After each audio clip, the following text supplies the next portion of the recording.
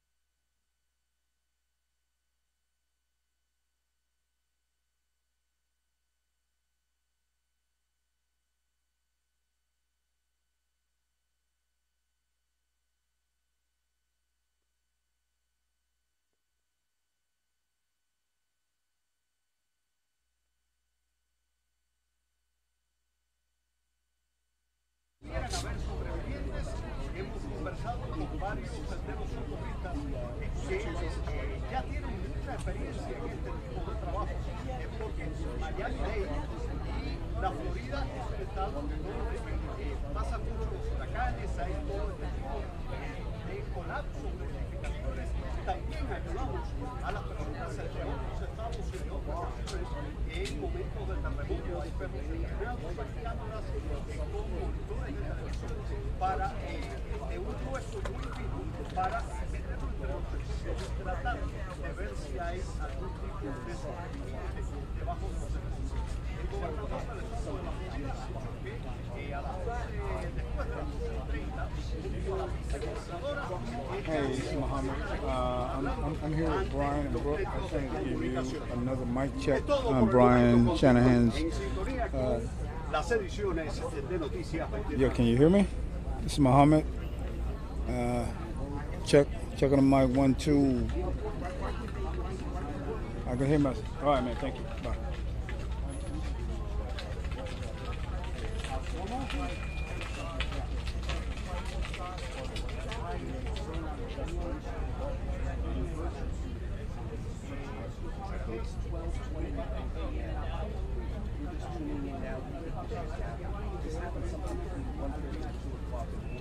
There's been a lot of time in this past. There are people who have horrific stories and also amazing stories that get involved in something that we've not another group. And then the third group was the down. They were on the side, really the columns and the side that they were able to get out. They were on the other side. We do know at least after the rest of the pulled down. All told, the building has 146 units, whether they were all occupied or not.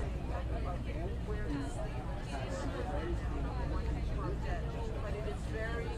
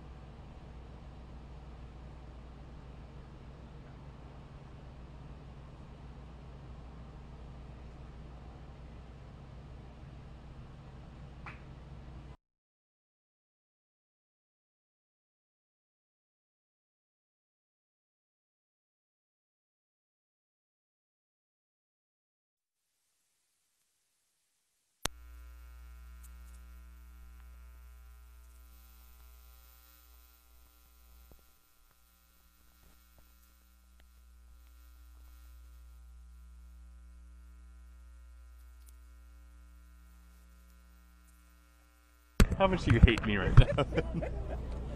A little bit. Would you talk to the side so that they Yeah, yeah. 1, 2, 3, 1, 2, 3, 1, 2, 3, 1, 2, 3. Got it? There's people walking, so get ready. Do you want to just use my cable and you can give it back to me? Yeah. I'm already plugged in. Yeah, that's perfect. Here. But I'm going to have to put your mic up.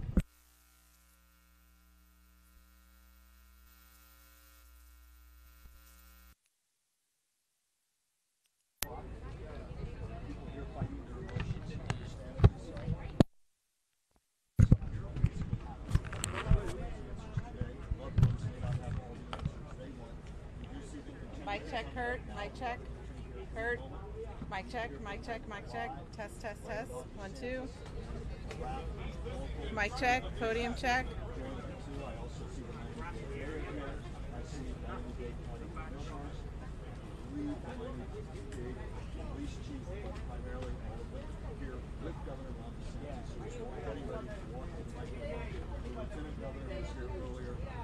Again, so many people gathered with such heavy hearts, trying to first assess have here, one confirmed dead, the great concern that the magnitude of the wall higher has got confirmed though. You see the contingent of people surrounding the Florida's Governor Sam Harris, who is now moving to the microphone.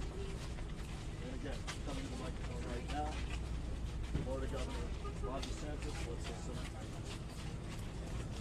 Well, good afternoon. We all woke up in the early morning hours to see these really tragic scenes of a collapsed condominium complex. But I just want to give credit to the search and fire department, the first responders, Miami-Dade County. They were on that scene before we knew whether there'd be more collapse. We didn't know whether the building had any structural integrity, and they were shepherding people to safety. And they absolutely saved people's lives, and so we really appreciate all that they have done and that they're continuing to do. I had an opportunity to meet with Mayor Cava and her team, as well as the mayor of Surfside, and we just toured around the complex to be able to see, and the TV doesn't do it justice. I mean, it is really, really traumatic to see the collapse of a massive structure like that. Right now, we have the fire rescue. They are in search and rescue mode.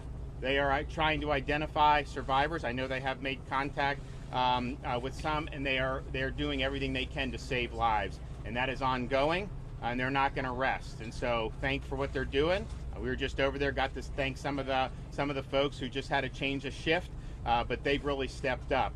We're also making sure that the people that have been displaced have a place to go. We're going to be visiting the center up further north on Collins Avenue after this, but we are happy to report that through the help of the Red Cross, we have short-term hotels set up for these folks, and then obviously we're going to work with the city and the county, state, to make sure that there's any longer-term needs that we can be helpful in any way we can. This is not necessarily going to be immediate in terms of what ended up happening, but I know that they are going to have engineers looking at this to try to identify what happened and what was the problematic occurrence. And so that probably, you're not going to have those answers immediately, but I know that they are diligently going to be working to be able to do that. And so it's a tragic day. Some of those folks who were able to go from safety, we thank the fire and rescue for what they did to be able to put themselves on the line to help other folks. They're still hard at work. We still have hope to be able to identify additional survivors. And the state of Florida, we're offering any assistance that we can. We've done some with the Florida Department of Transportation. Miami-Dade's got a great team, and so they've got a lot of resources that they're bringing to bear, but we're standing by to help in any way we can. I'm going to introduce our Director of Emergency Management, Kevin Guthrie. He's going to say a few words. We're also going to hear from Mayor Cava, and then I think, Mayor, you're going to hear from the Mayor of Surfside as well. So, Kevin. All right. Good afternoon. Kevin Guthrie with the Florida Division of Emergency Management. Just to give you an update on what's going on with state resources. We do have members of the State Emergency Response Team that have been activated and are working this event. They include members from obviously the Chief Financial Officer's office with the State Fire Marshal and ESF 16. That includes individuals from the Florida Department of Law Enforcement and our law enforcement resources from ESF 16. It also includes our ESF 8 Health and Medical, as well as our DOT partners. I know Director Dane Eagle is here as well with DEO. So we've got about 5 different state agencies involved right now that are assisting local county and city government on responding to this event. Right now, the biggest ask that's been asked for is traffic control devices from DOT, and DOT is filling those resources right now. Again, we will be here as long as we need to be to continue to assist the local county and municipal government with the needs that they have of us. Thank you. So this is the incredible, unimaginable situation that none of us could have predicted, but we have the right people on the job. Our team at Miami-Dade Fire Rescue has dealt with collapse situations before. Their dogs are trained. They have been on the scene since they got the call at 1:38 this morning, and they are doing a fantastic job. They were able to rescue so many from the buildings, the intact building, the collapsed building, and really incredible that at this time we've only identified one person as having passed. So we are very, very hopeful. We'll continue the search and rescue operation. We've also evacuated the 2 side buildings, and we're working with Red Cross, with our own social service agency, our police and fire departments to make sure that those people are properly situated. The leadership here of the city mayor has been phenomenal. He's been on the scene since early this morning, as well as neighboring mayors. They've all come to help with their police departments, with their own moral support and presence. Also, this is a predominantly Jewish community, and we've had the rabbis and chaplains on hand. The operation that we'll be visiting in shortly, the community center, people are getting the support that they need. Not only are they getting hotel rooms, they're getting help with their medicines, with blankets, with clothing, because of course there they are with nothing. They were evacuated in the night. anyone who is looking for a missing loved one, anyone with information, we have a hotline, 305-614-1819, 305-614-1819, and this is how we are going about continuing this operation with the support of family members. We're also going to be receiving family members. We're going to accommodate them, so stay tuned as well for that. Estamos tan agradecidos por el trabajo increíble de nuestros bomberos que estaban aquí desde la mañanita y rescataron tanta gente, cientos de personas de los edificios, y después de todo eso solamente una persona que ha desaparecido. Y estamos con esperanza que con su expertise, su experiencia, que podemos salvar más personas, y están buscando ahora ellos y con sus perros, y ellos tienen lo que necesitan para hacer el trabajo. También los edificios al lado, hemos sacado las personas y están todos esperando en nuestro centro de comunitario, y estamos buscando hoteles para ellos y otra ayuda social si necesitan. También tenemos una línea de emergencia para los que están buscando familiares o si tienen información. 305-614-1819. 305-614-1819. Estamos muy agradecidos también para todo el apoyo de las ciudades alrededor, el estado, el gobernador y la emergencia del estado. So we're really grateful everyone's come together, and we're going to continue our efforts here. Thank you so very much. Mayor, thank you. Thank you, Mayor Cava, Governor DeSantis. Little Surfside has experienced a catastrophe with respect to this building. I woke up this morning at 2 o'clock and came out to the property, and it was something like I could never believe could happen. It was a complete collapse of the building. I thought maybe a balcony had gone down, but we've got 134 units in that building, I understand, and literally half of that building is not there anymore. So we're working hard. There's not a lot that Little Surfside can do except ring the alarm bell, and we rang the alarm bell, and Mayor Cava sent the cavalry, as did the governor. And that has made all the difference in the world. They've got resources like you can't believe here. We've got the dogs, we've got the equipment, and we're going to do our very best to save as many people in that pile of rubble as we possibly can. So thank you, Mayor. Thank you, Governor. Thank you. LG, Español. Yes. Bueno, muchas gracias por estar aquí. Obviamente hoy es un día muy triste para todos nosotros ver lo que ha pasado aquí en Surfside. Como dijo el gobernador, el Estado está aquí para proveer el apoyo para el alcalde, la alcaldesa. Estamos aquí para asegurar que podemos continuar en lo que es los esfuerzos de nuestros héroes que han estado desde temprano buscando, están en un momento de búsqueda y rescate. Tenemos la fe de que vamos a poder seguir buscando sobrevivientes, y también estamos aquí para el apoyo de la comunidad.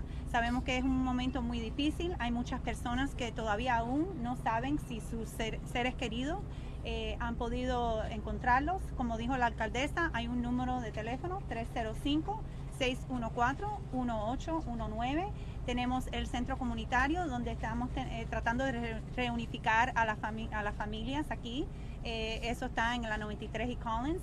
Y le pedimos a la comunidad paciencia porque sabemos que no vamos a tener las respuestas que uno quiere a este momento. Estamos en este momento evaluando, como dijo el gobernador, los ingenieros están adentro, están evaluando lo que es la integridad del edificio, y vamos a seguir poniendo lo que es la prioridad en el búsqueda y rescate, y después proveyendo la apoyo para seguir buscando cuáles son las razones por qué este edificio le ha pasado semejante cosa. Así que les doy las gracias.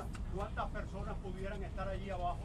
No se sabe, en este momento simplemente hay de los 136 unidades, 55 han sido parte del desastre, así que no se sabe, y por eso estamos aún en este momento evaluando. Vamos a seguir continuando proveyendo información al momento que lo recibimos, así que es muy importante tener paciencia.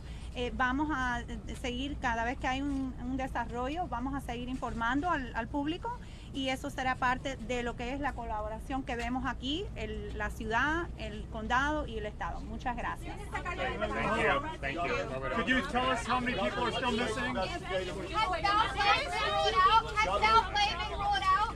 Has Champlain been ruled out? In the building last night.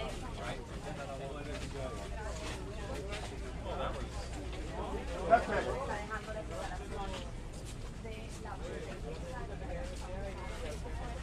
Yes.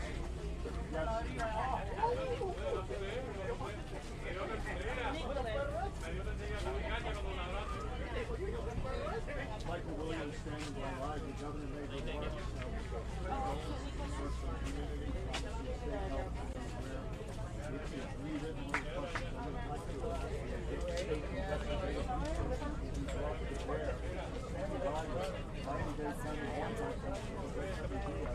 And one of the questions I'd like to ask the governor will actually also stand and people will understand what they said.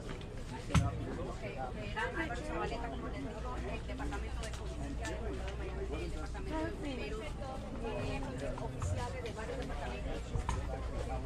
Oh goodness, yeah. They wanted to go live, set up and go live with me. And that's a great question. That's why we have investigators. Federal level, local level. And they're looking at every angle, every possible. So whatever comes out of the investigation, it might take a day, it might take several days. The idea is exactly what you said, is making sure that the real information comes out, and if it's something that needs to be corrected, that's something that's always do. Like many things. But we can't connect the dots and know what causes it today. Right now, of course, first and foremost,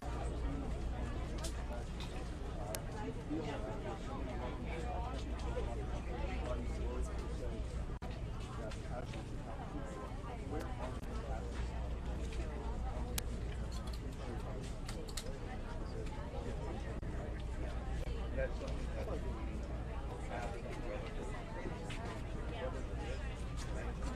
all that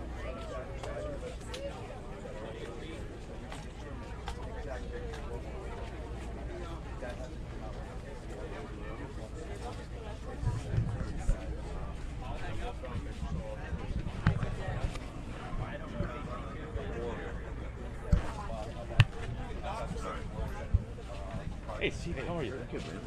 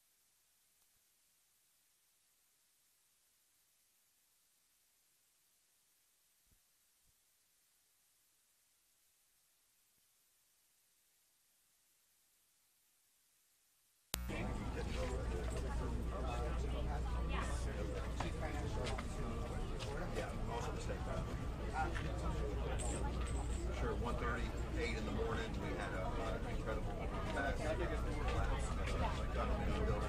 Essentially, it's built back in the early 1980s. The building looks like a giant stack of concrete pancakes. Task Force 1 and Task Force 2, my office, then activated them. Those are the best of the state's search and rescue. They're actually FEMA, federally activated also. They've been parked on the ground. They have been going through with teams as they get ready. They go through routines, and you only can make so much headway before you get exhausted. So another group of men and women come in and replace them. So they are finding access into the building basically through the parking garage. And as they're trying to make access into it, they stabilize, they make a pathway, they keep on moving forward to try to do the best to save as many lives as possible. There's been some indications of sounds, but most of this area here, cell service is challenged because the power has been cut off for some of this area here. So being able to use electronic communication are challenged. So, but you'll hear other sounds as the men get into the rubble and they find pathway to go, and then sometimes they'll actually bring in dogs also to actually help and aid in that direction that they need to pursue. So, sure. So the State Fire Marshal's Office in the state of Florida is in charge of all the coordination for all the urban search and rescue task forces in the state of Florida. The two that are the largest are the city of Miami and Miami-Dade County. So they're both also FEMA task forces. So whenever there's hurricanes, devastation, they get deployed around the whole United States, right here in Miami-Dade County. I did. So, and the men and women that I get to be a part of every day, they're the heroes here. That they take the calls on Christmas, on Thanksgiving, and even at 1:38 in the morning to save lives. So we're a safe place because those men and women put their lives on the line. So you got a building that identified about 50 units, 50 to 55 units were affected. So that's kind of part of where they're trying to come up with an accurate account between talking to loved ones. There's also been dialogues with Airbnb because some of these units were rentals. So the property manager may not necessarily know if the unit was occupied or not, but where they may be used as a vacation rental, you go and you cross-reference other software companies that may use this as a public available accommodation. Then we are kind of doing some reverse engineering. How many people could potentially be in the building? Loved ones are set up on site, so as they're doing a coordination of talking to loved ones who have been contacted or not contacted, the process of elimination will get it's still a little haphazard right now simply because of you've created an evacuation and people evacuate, they're not always communicating with maybe someone they didn't have family to talk to here, so challenges are no, I believe so. The building was built back in the 80s. When you have condominiums like this, from time to time they have to be inspected. Because what happens is you get salt and sealed into the concrete, which ultimately will get into the rebar. Once the rebar gets rusty, then it's like brittle bones in a body, and they will crack. So then what happens is through the rehabilitation process, you'll go actually and remove balconies, you'll remove where the rebar has been basically in a collapsed form, and then you rebuild it. So just like inserting steel into somebody's bones to shore them up. So that's what takes place in these type of structures. This one here had some that required every 40-year inspections that need to take place, and we were right at that threshold where that was taking place. So some of this could have been just really from wear and tear, but investigations are pursued. We'll get to that. Yeah, buddy. Thank you for being here. Sure. Hey, thank you for being here. Appreciate it. Sure. Are y'all still the biggest paper in the state?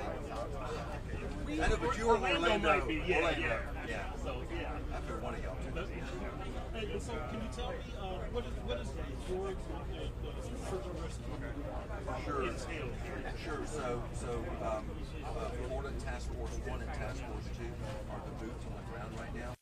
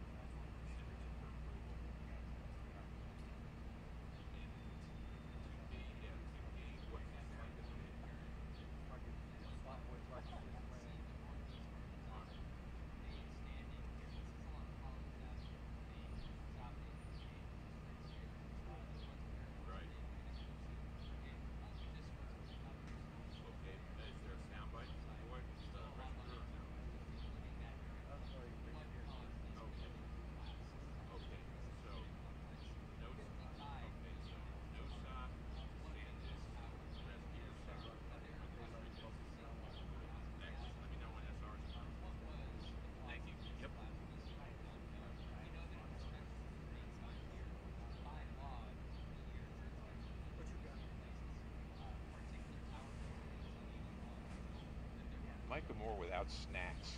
Unheard of. Unprecedented. I could chew them all day.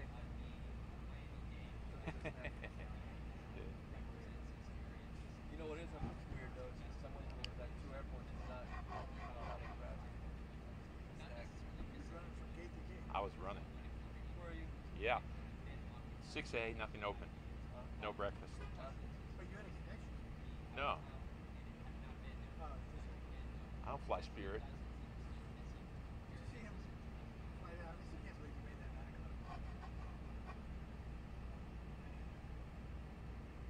This guy was pre-positioned. It took me like 8 quarters. Big pop. What you got?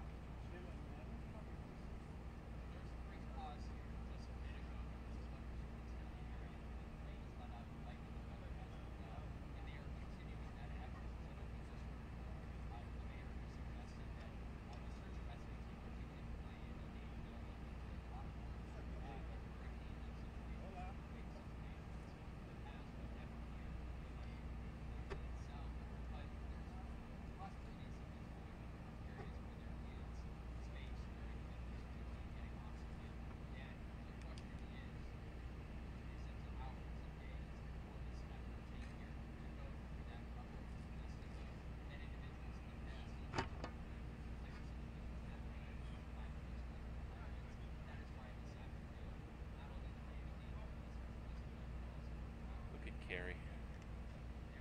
Such a trooper. If I were starting a news organization, I'd hire Carrie. It's not a lot of people that say that about, even at his age. Loves his job, works his ass off.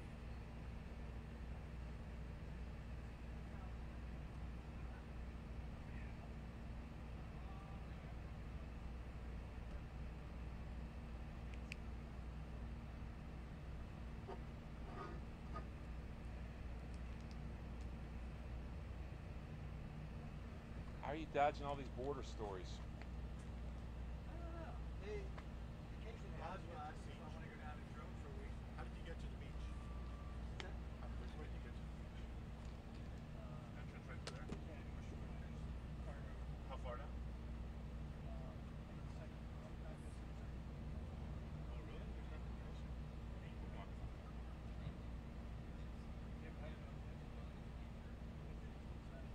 Oh, the perimeter. I see. Down there inside the park.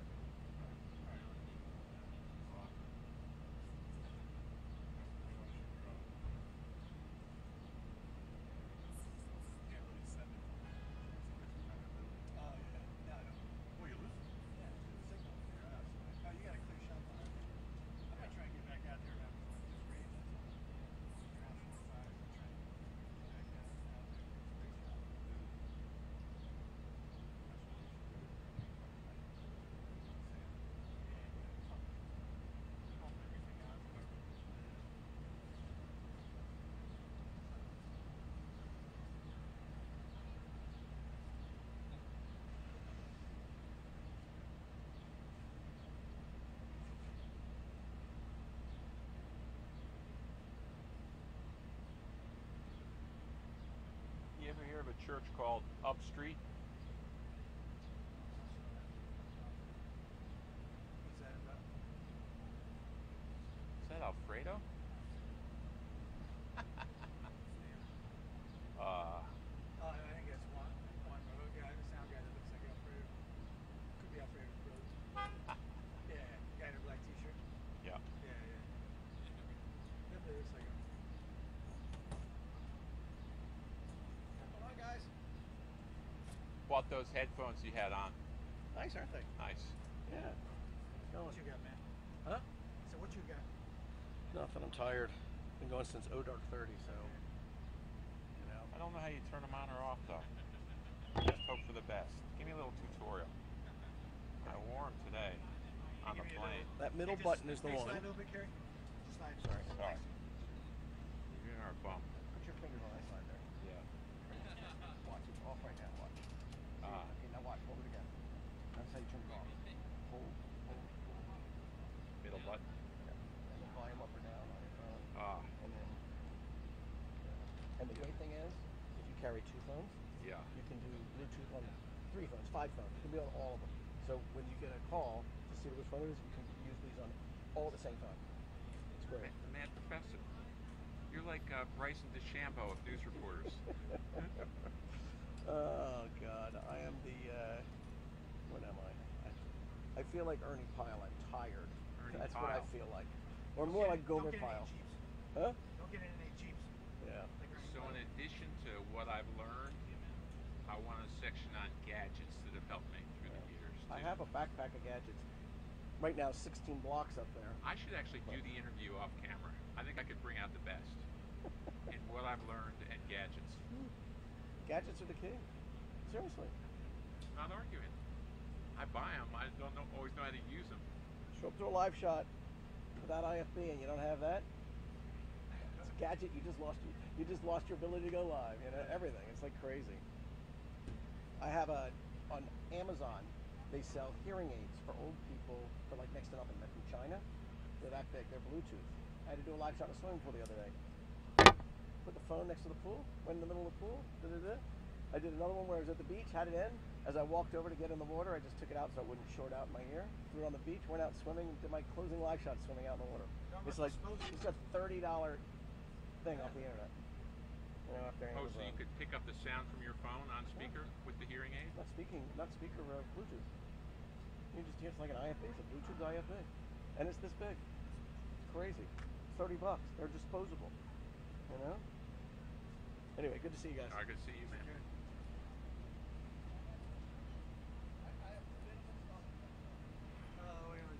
You tell me when you want me in. I don't want to jump in your bump shot. Can't believe they would even use this.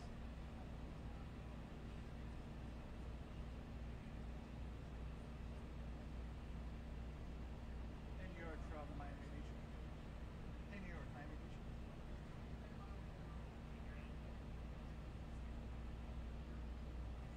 Hey, you still on FNC side? You still have Harrigan doing a mini hit at the bottom of the hour?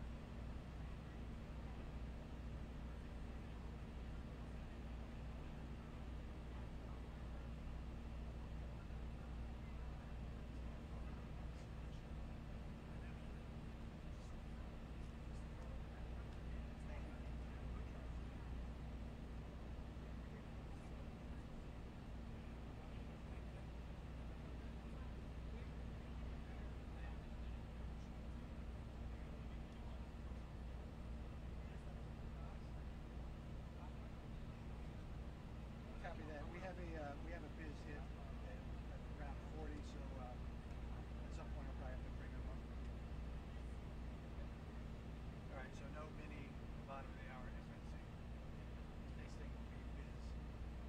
Sorry? There's no mini FNC. Oh, that went away. Thank you. Control 7, copy. I'm sorry, yeah, the little FNC mini hit's gone, so business with Caruso.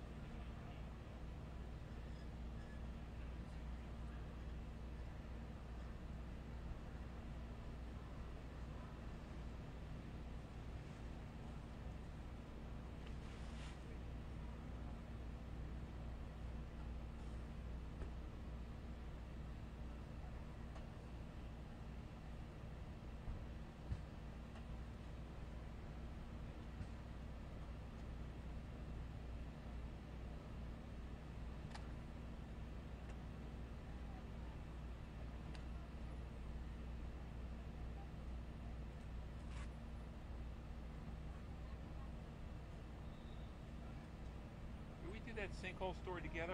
A guy in Tampa or somewhere who was in his bed, just disappeared. I don't know what you mean. I didn't do that. Yeah, that's horrible. And then his brother was like calling down for him or something. Yeah.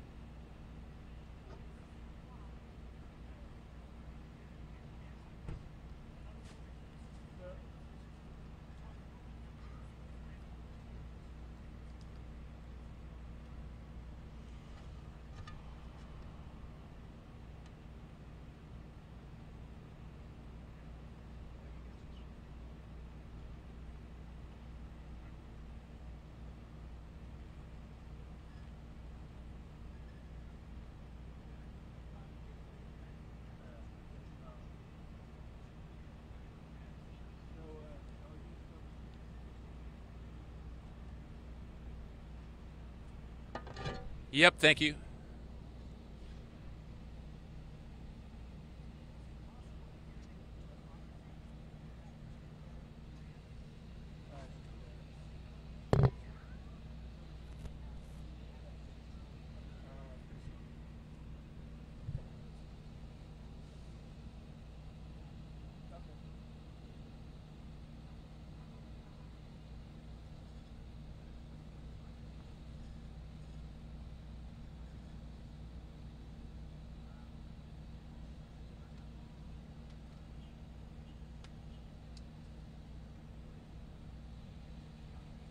They're yelling at me to get in the camera.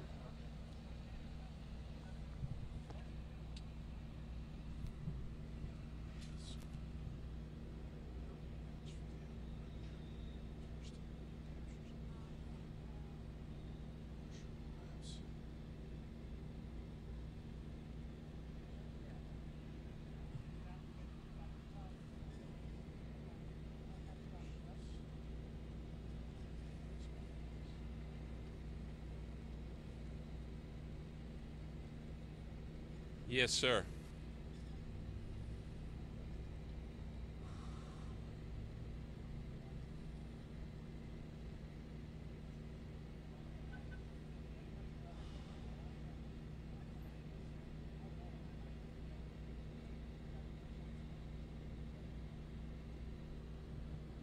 Yes, I can.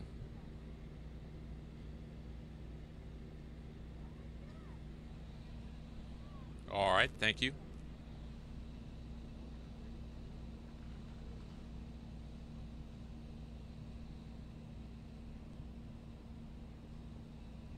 Thank you.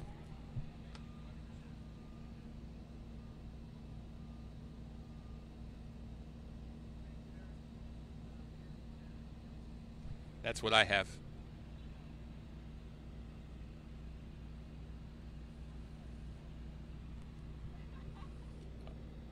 Unaccounted for, agreed.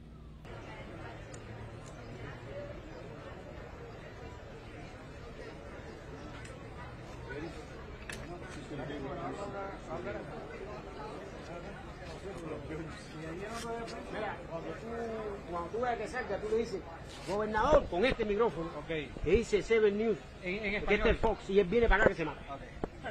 Si le enseña el de Univision, se manda a correr. Pero si tú le enseñas de Fox, se tira de cabeza de los Fox.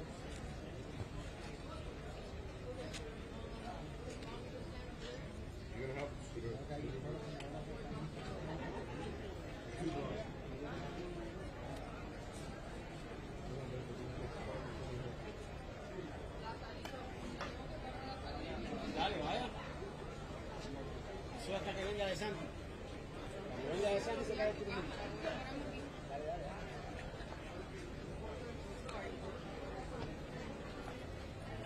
You got a quick hit, right? 76. We're all continuing.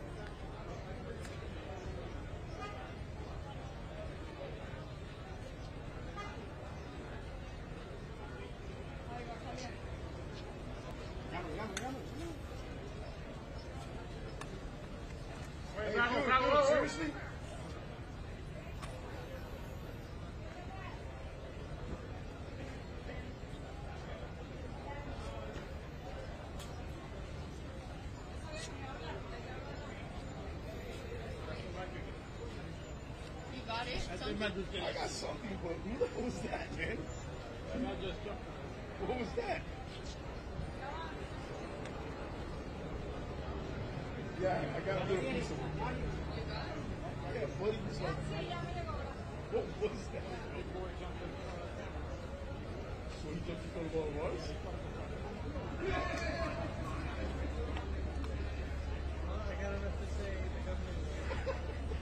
Yeah, they got the other crews over there.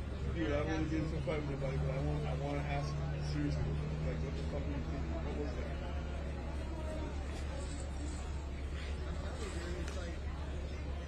Where's he from? Te digo, te saludo al lado ahorita y yo, bueno, pues How you doing, man? There you go. una agenda.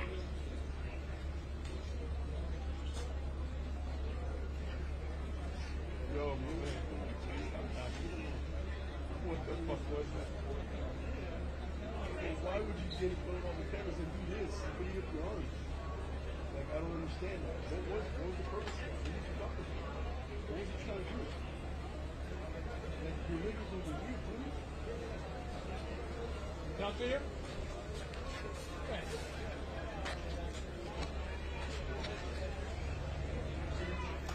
He said, F y'all. And I'm like, I think I was like the first one that one question, and it was like all the guys that started like, skip on me. Like, oh. Hey, you keep fucking with my devil, bro. You guys go fuck yourselves. That's what happened at he said that at Jewish place. Yeah. When they were asking him about all the like the free stuff. The last time the governor was here was like a couple weeks ago. At the same place, right? Yeah, that's the place where everybody runs security. And he said like people were literally trying to push him out of the way, like he was escorting the governor through the place. And he's like, I'm gonna stop because their camera buddy. I was like, do what you gotta do, man. Like if you're escorting the governor through your facility, is he still rolling right now? Huh? Yeah, we're out.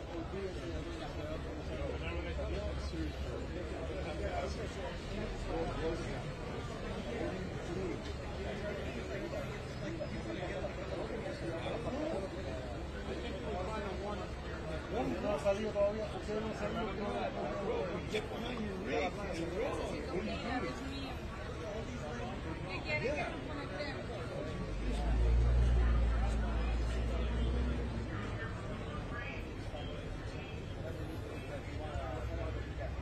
Hey, he does look like something.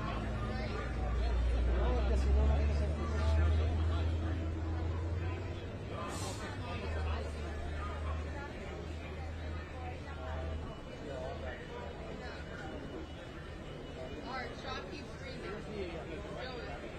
Fall it off. We have a mama.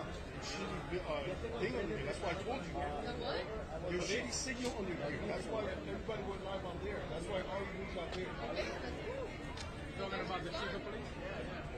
I don't bring clear. Hey, hold on. I gotta get clear. They have to know that I'm gonna lose my spot. I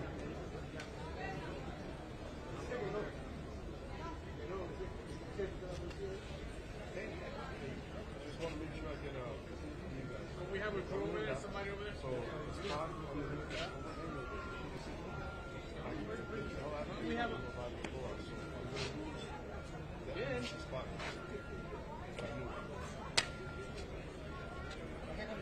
He left, right? Okay. We went online first. We went across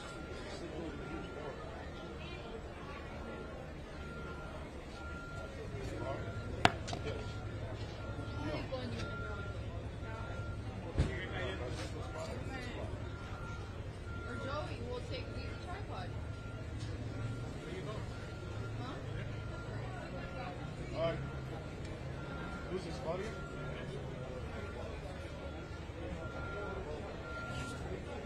Yeah, we were here because of the rain. I got it here. Hey, listen, hello? Don't worry about it. I'll figure it out. I won't lose my spot.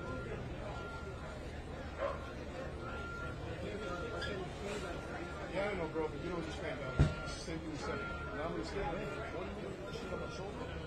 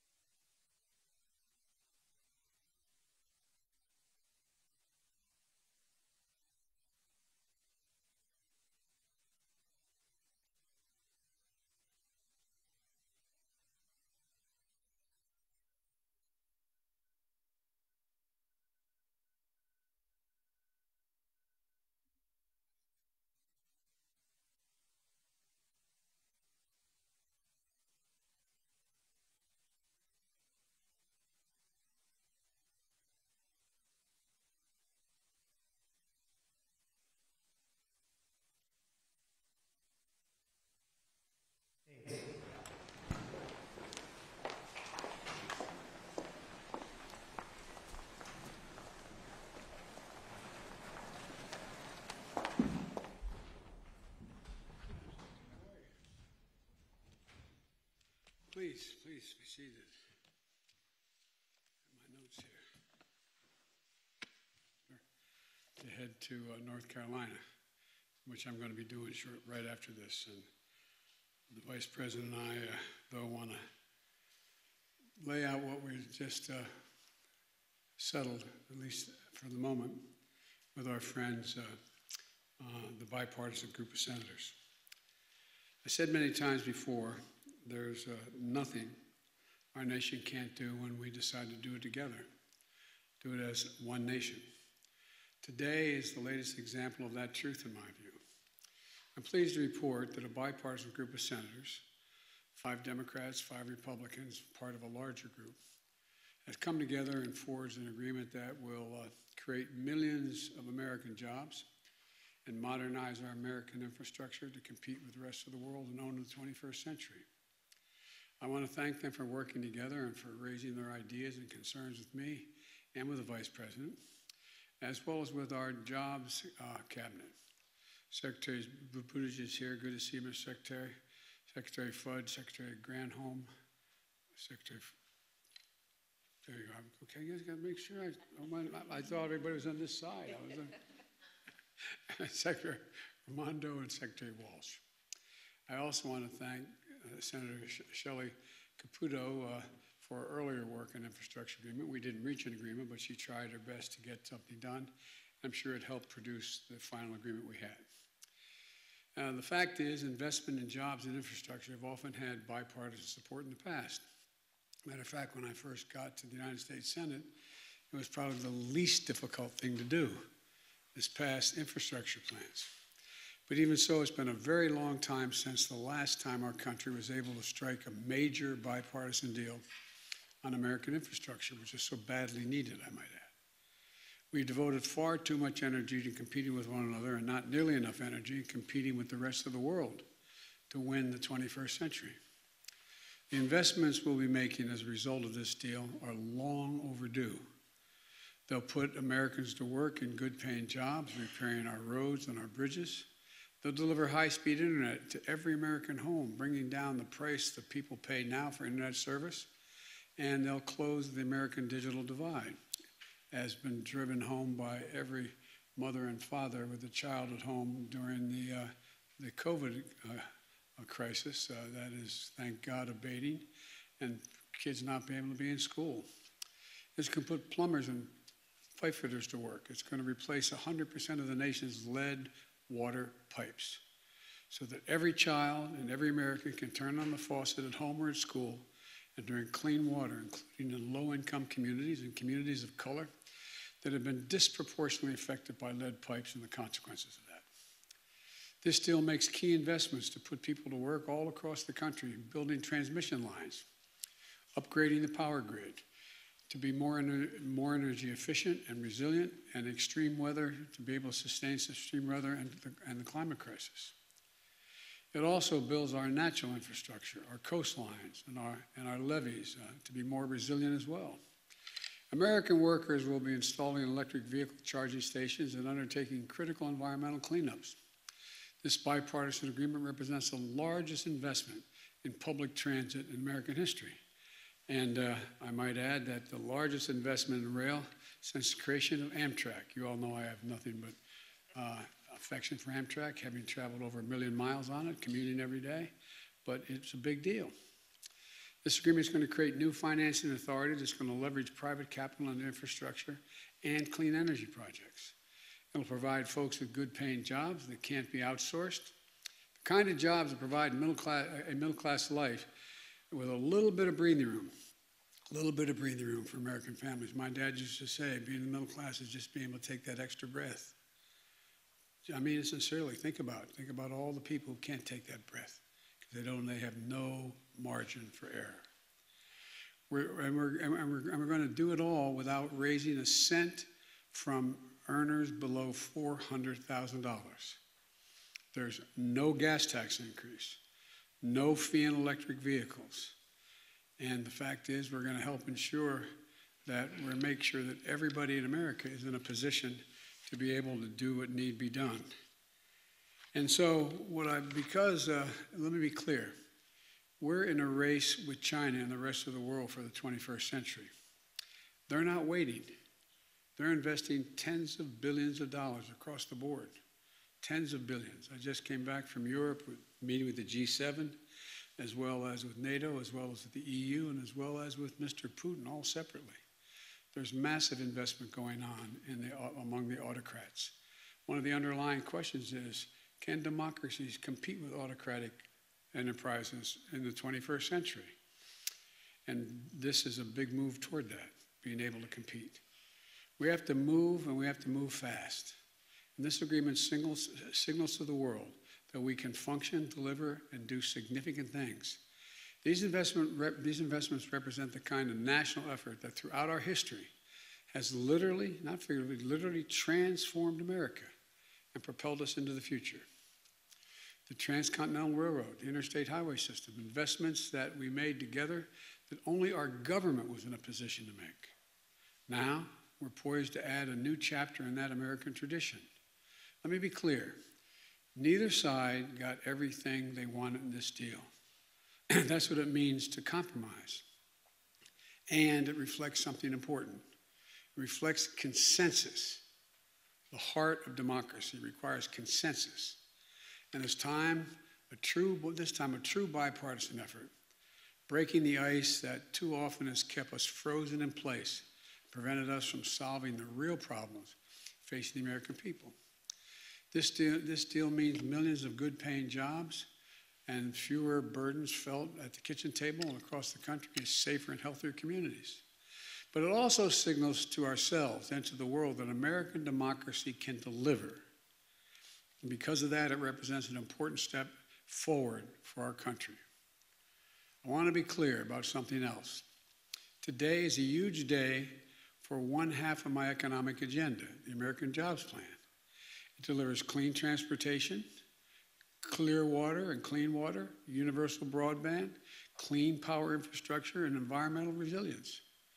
In these areas, invest 2/3 of the resources that I proposed in my American Jobs Plan, 2/3 of what I call for in those areas.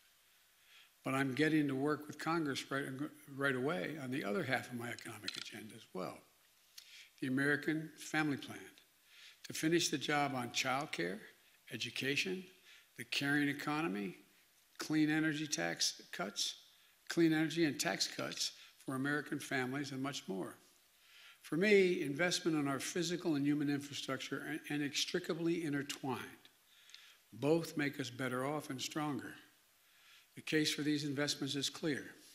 Economists, left, right, and center, independent Wall Street forecasters, they all say that these kinds of public investments mean more jobs, more workers participating in the labor force, higher productivity, and higher growth for our economy over the long run. Both need to get done. I'm going to work closely with Speaker Pelosi and Leader Schumer to make sure that both move through the legislative process promptly and in tandem. Let me emphasize that. And in tandem. We need physical infrastructure, but we also need the human infrastructure as well. They were part of my overall plan. What we agreed on today is what we could agree on, the physical infrastructure. There was no agreement on the rest. We're going to have to do that through the budget process. And we need a fair tax system to pay for it all. I'm not going to rest until both get to my desk. And lastly, I know there are some of my party who discouraged me from seeking an agreement with our Republican colleagues, who said that we should go bigger and go alone. To them, I say this: I've already shown in my young presidency that I'm prepared to do whatever needs to get done to move the country forward. That's what I did with the American Rescue Plan, which is $1.9 trillion. Let me say this: when we can find common ground, though, working across party lines, that is what I will seek to do. The reason why is because the broader support a proposal has in Congress, the stronger its prospects for passage. Working together when we can allows us to make bipartisan process whenever possible without foreclosing the right and the necessity of moving forward on a majority basis when we are at deep odds with one another, so-called reconciliation process.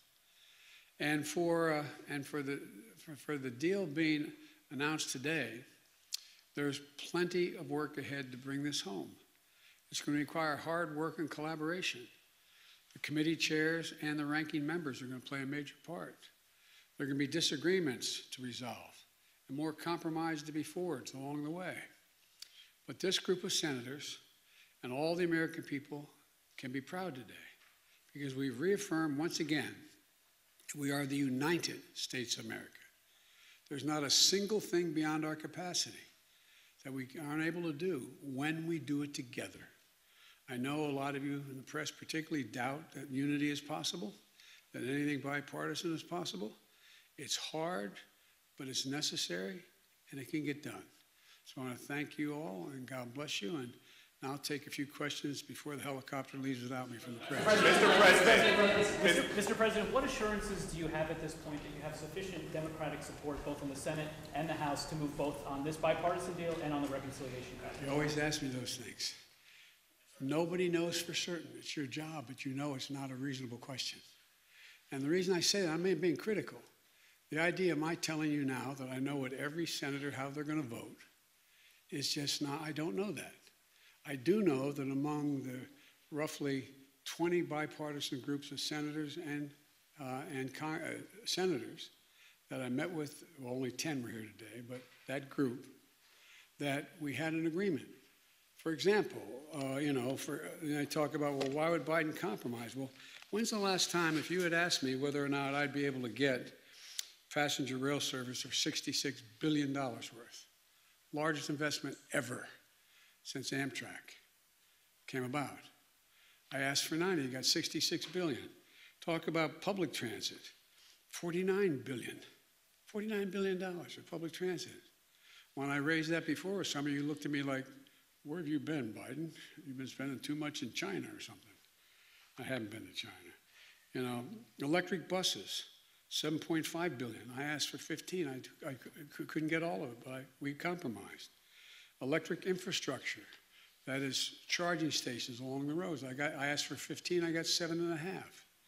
These are significant down payments on things that we finally got after the skillful negotiation on the part of my cabinet and my team led by Mr. Ricchetti. And so when you ask me, what guarantee do I have that I have all the votes I need? I don't have any guarantee. But what I do have is a pretty good read over the years of how the Congress and the Senate works. And the idea that we're not going, because someone's not going to be able to get every single thing they want, they're going to vote against some of the things I just named, with nothing in here that's, quote, bad for the environment, bad for the economy, bad for the transportation, is unlikely. But I can't guarantee it. You know that. Yes. Mr. President, talk a little more about your interactions with Republicans specifically. You said earlier, they've given me their word. Where I come from, that's good enough for me. To skeptics in your own party, what is it about the conversations you've had recently with Republicans that gives you so much hope? And secondly, you had said earlier you might have more to say about the situation down in South Beach, Miami. Just curious. I'm going to stick to, I will at the end answer your South Beach question, but let me, so we have some coherence here. Number one, I work with a lot of these people who are in the room. I know them. Everybody knows, and you guys know, when certain senators tell you something, they mean it. And others you discount.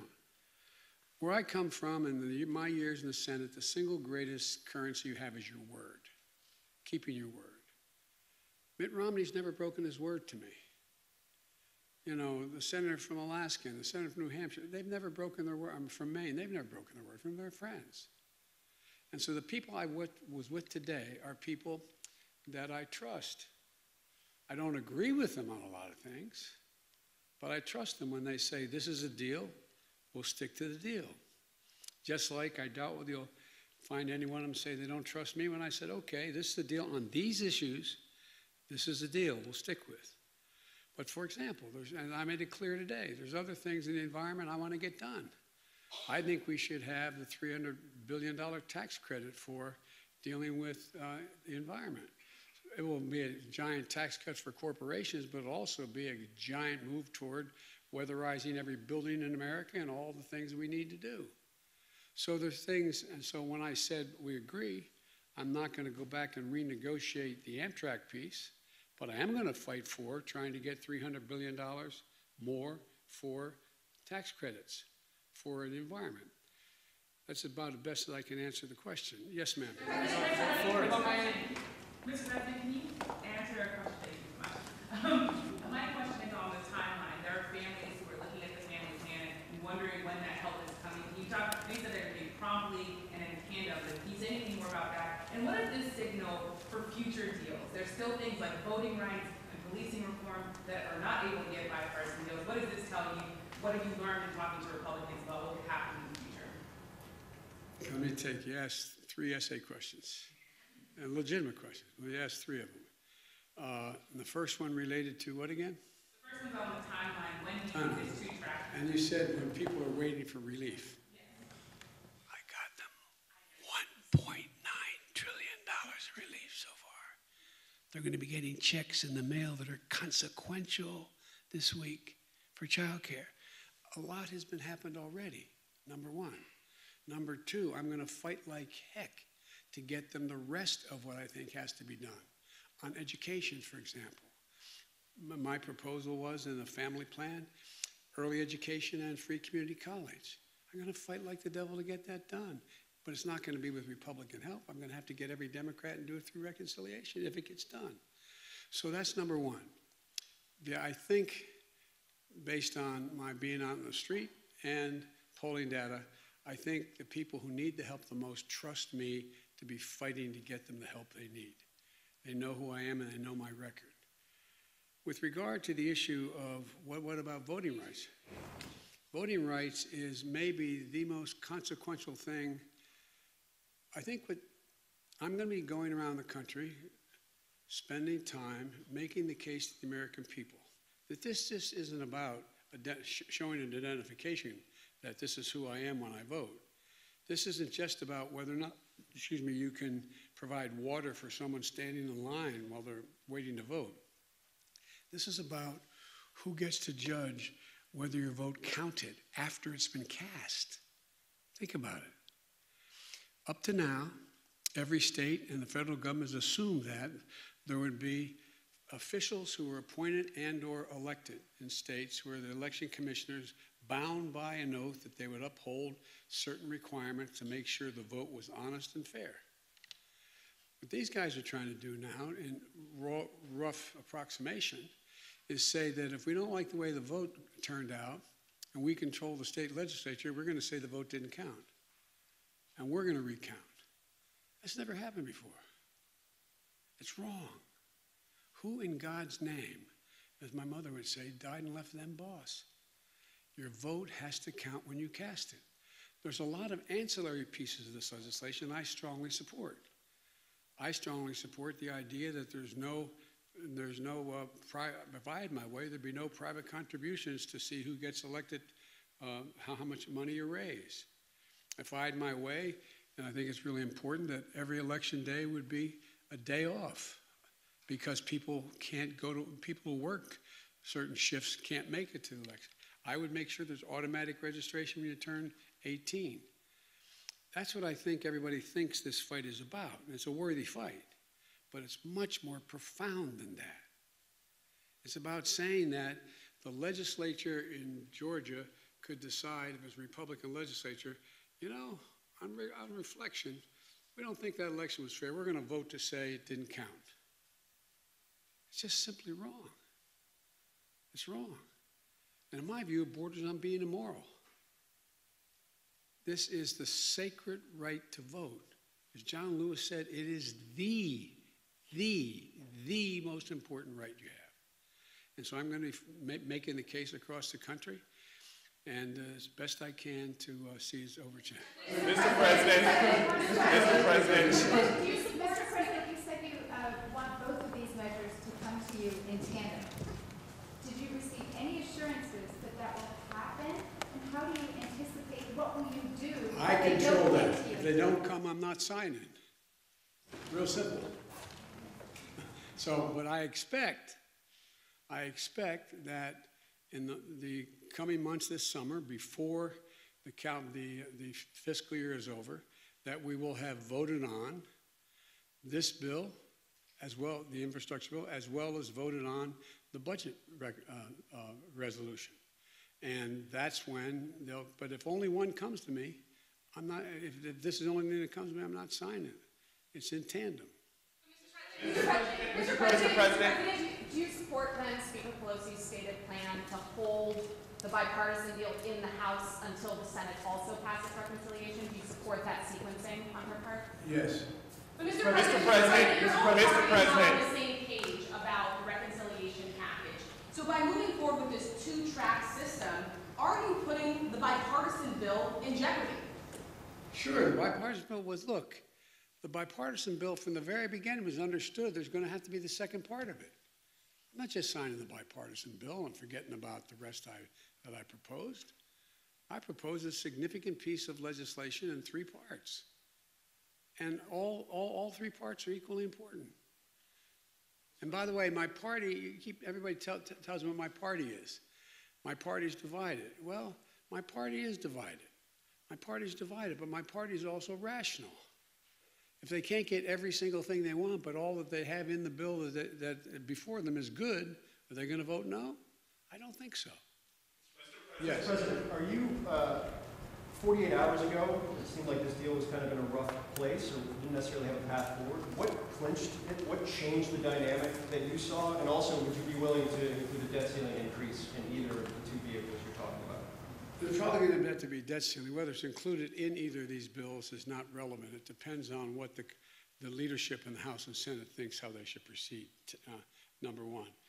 Number two, you notice I didn't have that bleak view you all had. You said 48 hours ago it didn't look good. It looked good to me 48 hours ago. Looked good to our team 48 hours ago. 72 hours ago it looked good too. Wasn't there yet. But you guys know me too well. I'm going to drive you crazy the next 4 years because I'm going to tell you the truth as I see it. I know the Senate and the House better than most of you know it. I've bet my whole life that's what I've done. Doesn't mean I'm going to turn out to be right all the time. But I'm not going to negotiate with the press while I'm negotiating and privately with my colleagues. And these are really tough decisions, Senators. I don't in any way dismiss what Senator Murphy says about the environment. Don't dismiss it at all. Just remind him, I wrote the bill on the environment. Why would I not be for it? The question is, how much can we get done? And the bottom line is, when all is said and done, does what you agree to preclude forever you getting the things you really want? Well, I'm not for that. I'm not going to vote for one of those deals. Secondly, do you get all of what you wanted, and do you come back and fight another day? I've been president about 150 days. I think we've done fairly well so far. Not because of me, but because the way the system works. So it's not, I mean, I know that doesn't answer any of your questions about, can you tell me when, how are you going to do it?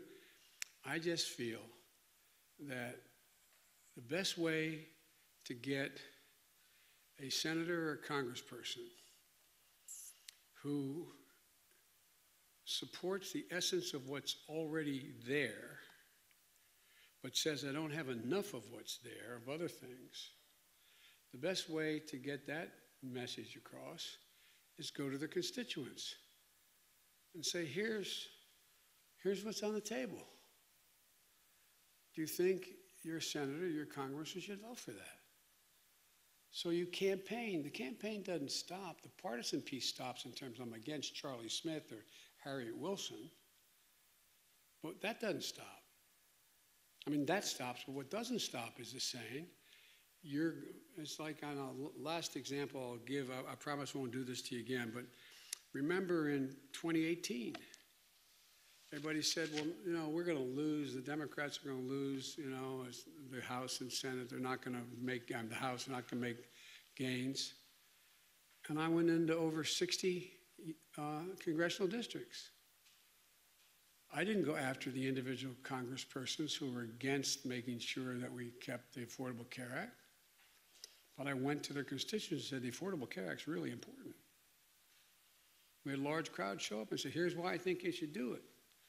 That's why if I were you, I'd take a look at what Charlie Smith says and Harriet Wilson says.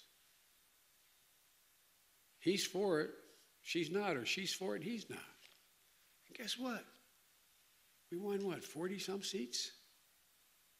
So it's not just convincing this particular congressperson.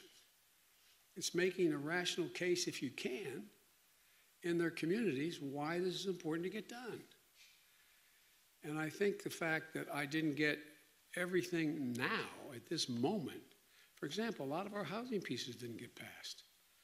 We're coming back at it, though. We're coming back at it. We're going to make the case. And if I make the case to the public at large, the one thing I can say for all of you, you do accurately report what I say. The problem is I disappoint you because I can't answer all your questions and negotiate with you before I negotiate with my colleagues. But I really think the public understands and they're seeing. The proof is in what's happening. It's now projected our economy is going to grow above 7% this year. Projections from Wall Street to the Fed is going to continue to grow. We're going to increase more, and guess what? Remember you were asking me, and I'm not being critical of y'all, I really mean this. It was legitimate questions you're asking me. Asking me, well, you know, guess what? Employers can't find workers. I said, yeah, pay them more. This is an employees bargaining chip now. What's happening? They're going to have to compete and start paying hard-working people a decent wage. And by the way, talk of inflation. The overwhelming consensus is going to pop up a little bit and then go back down. No one's talking about this great, you know.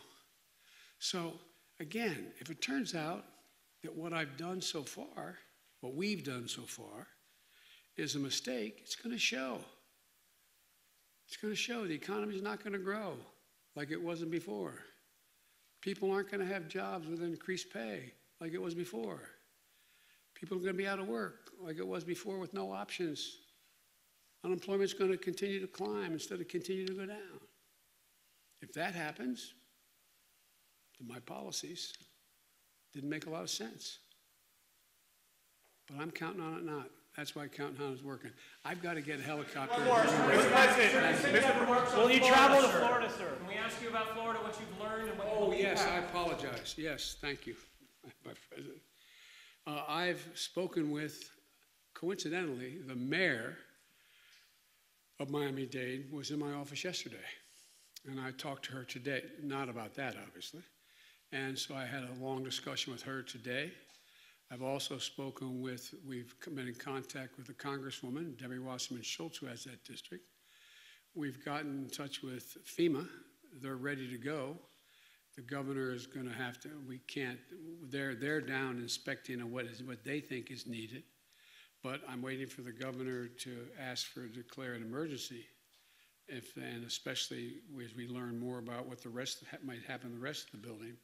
So we are on top of it. We are ready to move from the federal resources immediately, if in fact we're asked for it. But we can't go in and do it now, but the FEMA is down there, taking a look at what's needed, and including from everything from if the rest of those buildings have to be evacuated as well, finding housing for those people, making sure they have the capacity to both have a place to shelter and food to eat, et cetera.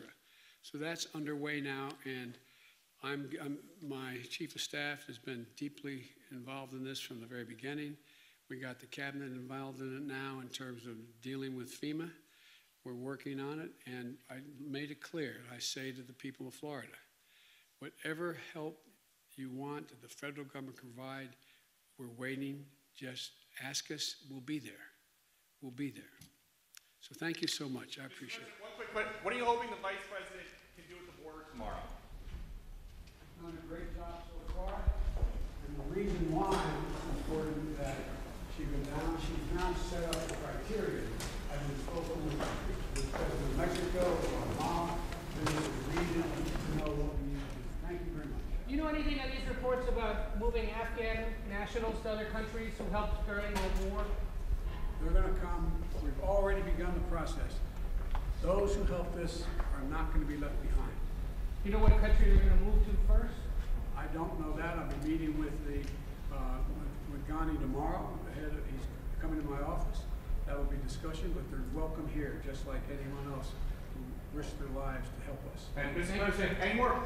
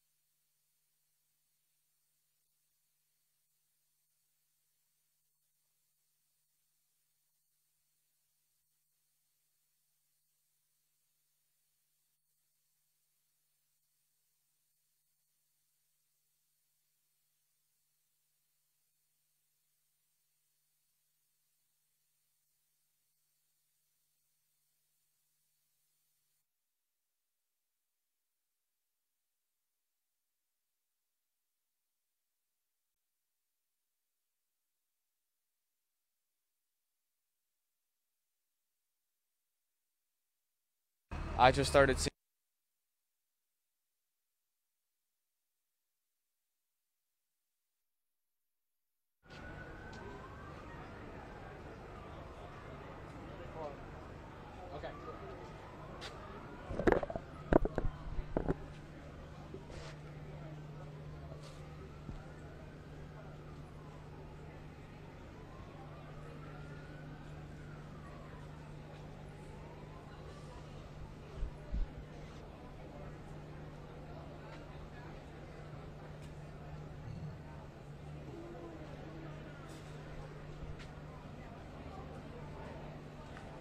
Okay, got it. Yeah. Okay. It's been such a difficult morning. There's so many of the people that come out here today just looking for their loved ones.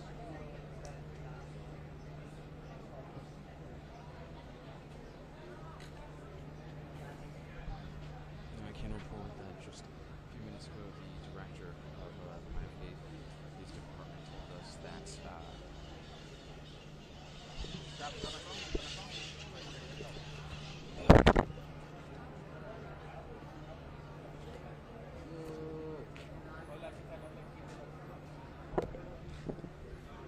this office is at site of reunification. I don't have a tweet, but you can read.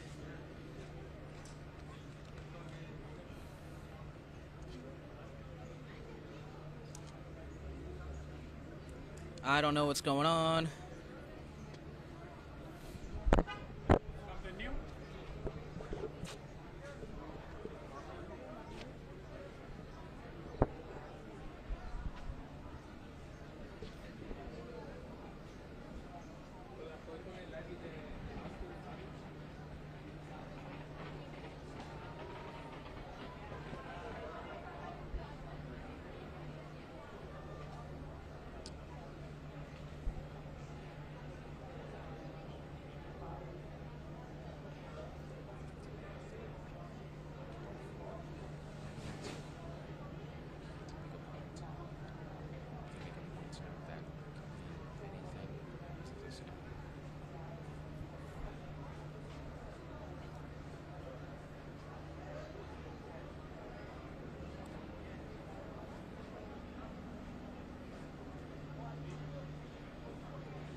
Yeah, just heartbreaking, just so difficult for these families here who have been showing up here looking for their loved ones, a lot of them not being able to get in contact with them. Now, we do have some new numbers that the Miami-Dade County Police Director, he just gave to us here maybe 5 minutes ago. He told us that as of last check, he said 53 people from that building have been accounted for. He says there's still 99 people who have not been accounted for. Now, he did make a point to note that could mean a number of things. He says that those are just the numbers right now, so he wanted to get that out there because he said there's still hope. There's still hope for many of the people who are looking for their family members, and we want to quickly bring you out here live just to show you what's going on right now. I mean, this is pretty much what you've seen throughout the morning as we've been reporting here.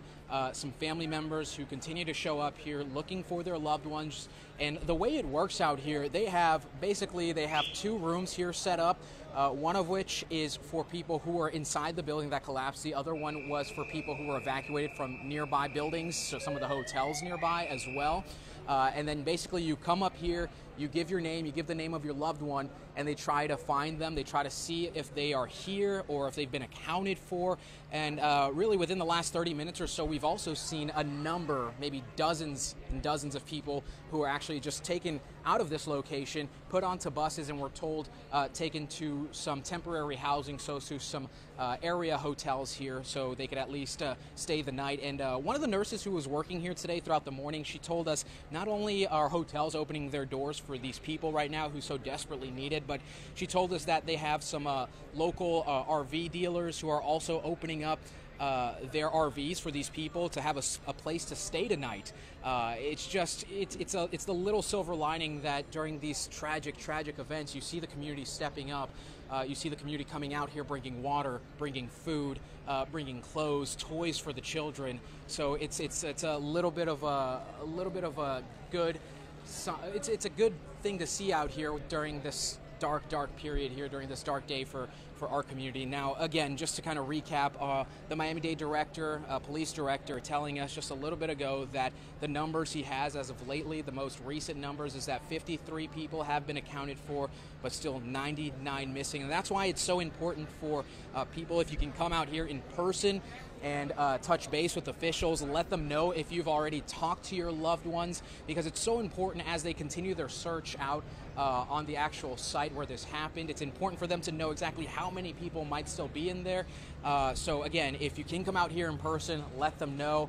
Get in contact with your loved one. That's ideal. If you can't, there is a phone number you can call as well. That number, 305-614-1819. We've been giving it to you all morning. But again, it's very important that if you know something about the people inside, if you know if they are safe, and if you are still looking for them, you are being asked to contact that number. One more time, that number, 305-614-1819. We are going to stay here and we'll bring you the very latest as soon as we have any more information.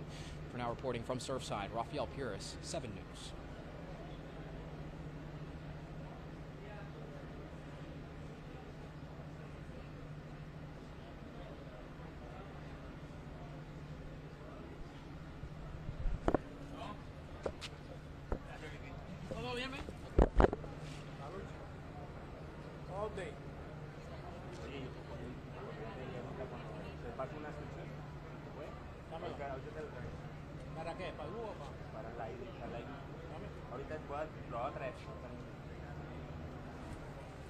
tengo un espacio aquí. Ok, déjamelo ahí. Vendido. Le iba a conectar allá atrás, pero hay una cámara y los dos cables. Hay dos ya, ok. Hey, you got my text? Just got it, yes. Okay, so she's gonna send you information. Basically, it was the director when he was saying, these are the he was saying the SOT says like something along. She's gonna send you this, but something along the lines like these are the numbers, blah blah blah. But you would say the numbers. What? She's saying you would say the numbers. She could say, and then you can say like the director talking about. So he's like saying, these are the numbers that I have for you right now, but we're just trying to control the. Then he was saying about the misinformation, and then it does a flash, and then it goes to the thing about firefighters working in the rubble right now, and it's unsafe condition, and that's the end of the song. Awesome. You remember that part? That's already sent, right? I already cut that and Thank I sent you. it for you. Perfect. Thank you. I also sent back the raw of that interview. Oh man, now I've got to track like 2 packages. Oh my god, I'm so confused. How you doing, brother? Wait, 2 packages? Oh, when? I think we're just feeding it. We're gonna go to the restaurant. I went to a car. I know. I got a female in my car. You gotta try to walk around somewhere. Alright. I just want to make sure you had that info. I'll be back. Thank you. Thank See you. guys. Okay.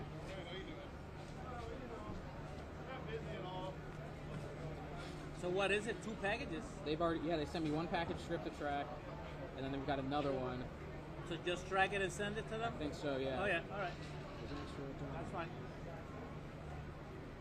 Track it right here. First responders frantically trying to reach survivors. There's all hands on deck. As they began to pull the first victims out.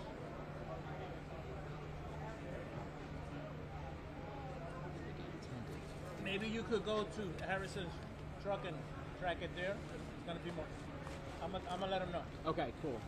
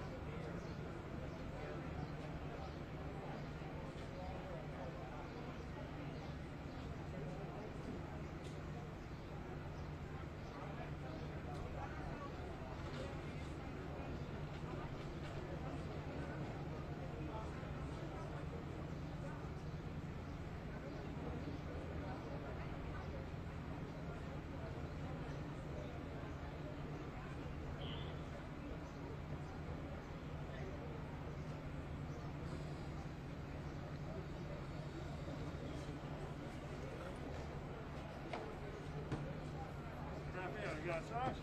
Yeah. Alright. What are you What's up?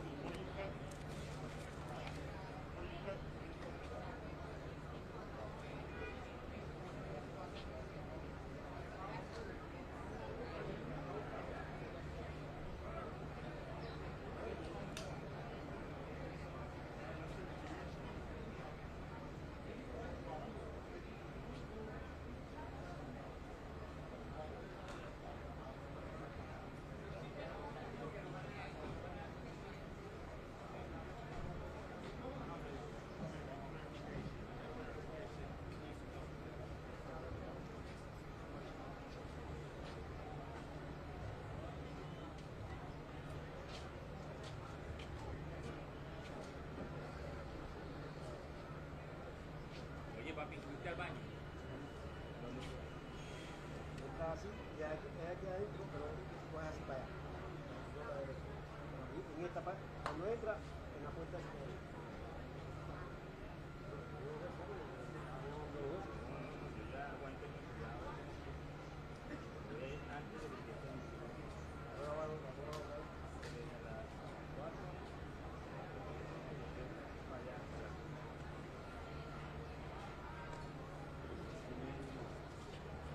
Yo pagué, me dejaste todo fresquito. No, I just turned it off right now because I was going to feed. Oh. I was going to feed right now.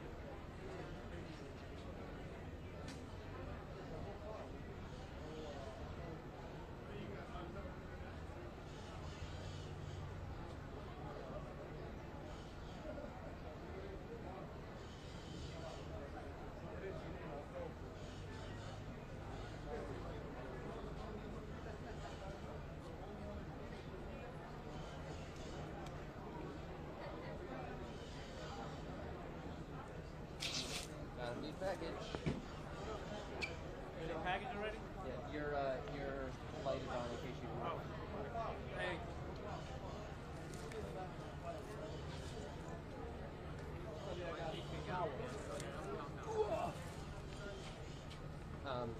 Yeah, we tried this with your FTP.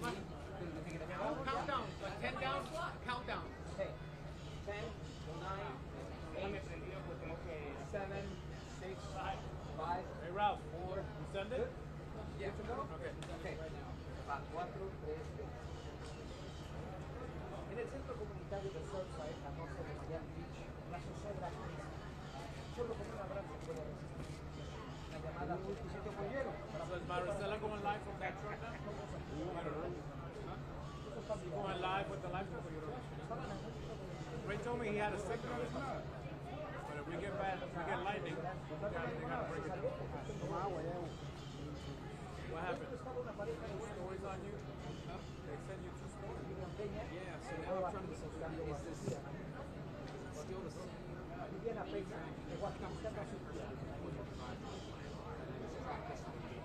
But they send you the script and retract what they gave you. Yeah. Subtract what they gave me. I gotta retract what's all of it. You gotta retract what she did for what? Later? She's doing for the 456. I can retract for the 435, 30. So we are live at 4, 450, 430. Non-stop. You hear anything? Yeah, I think they're on the side or something. Haven't died yet, mate. Haven't charged it. Okay. Can you check it? Hermano.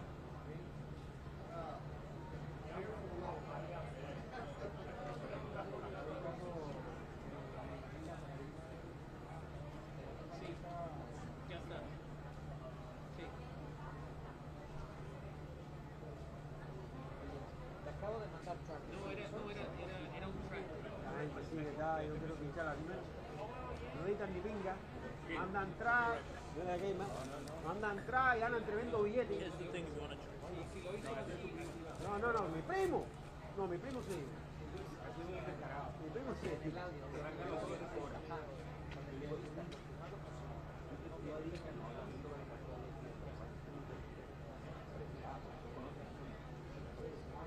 Bueno, le da por irse hoy para porque el esposo iba a jugar un partido de béisbol con los amigos y le da por irse cuando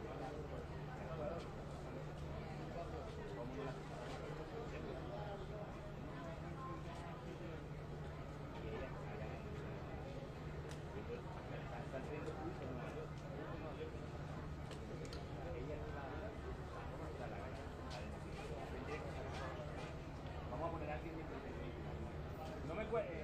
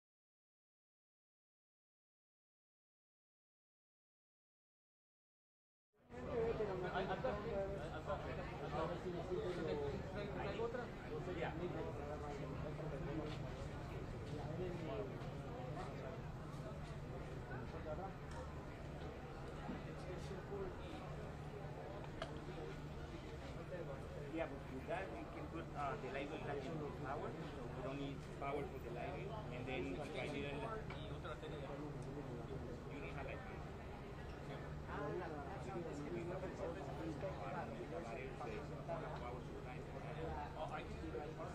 Yeah, just the power supply and then we can put power. So make sure the switch they have like a splitter.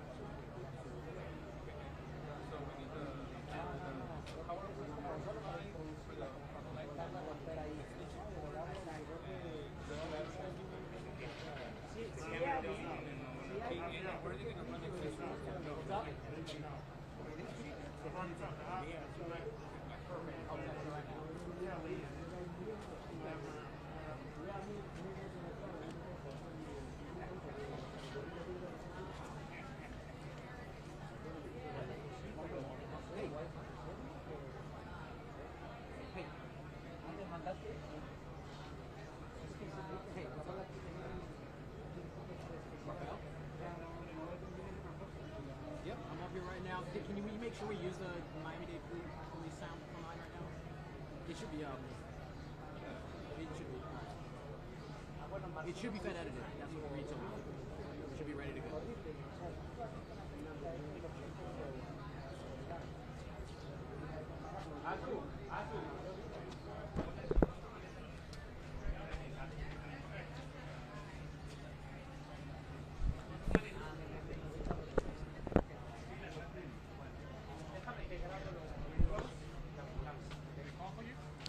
Tom did.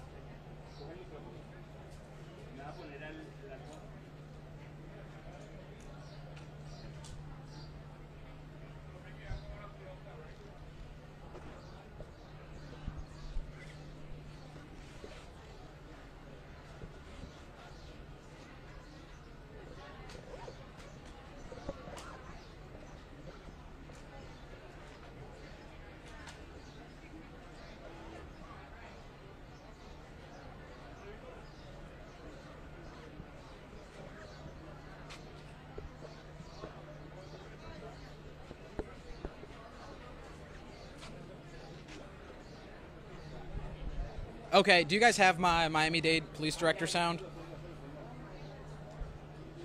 The Miami-Dade Police Director sound, do you guys have that? Cool. Awesome, thank you.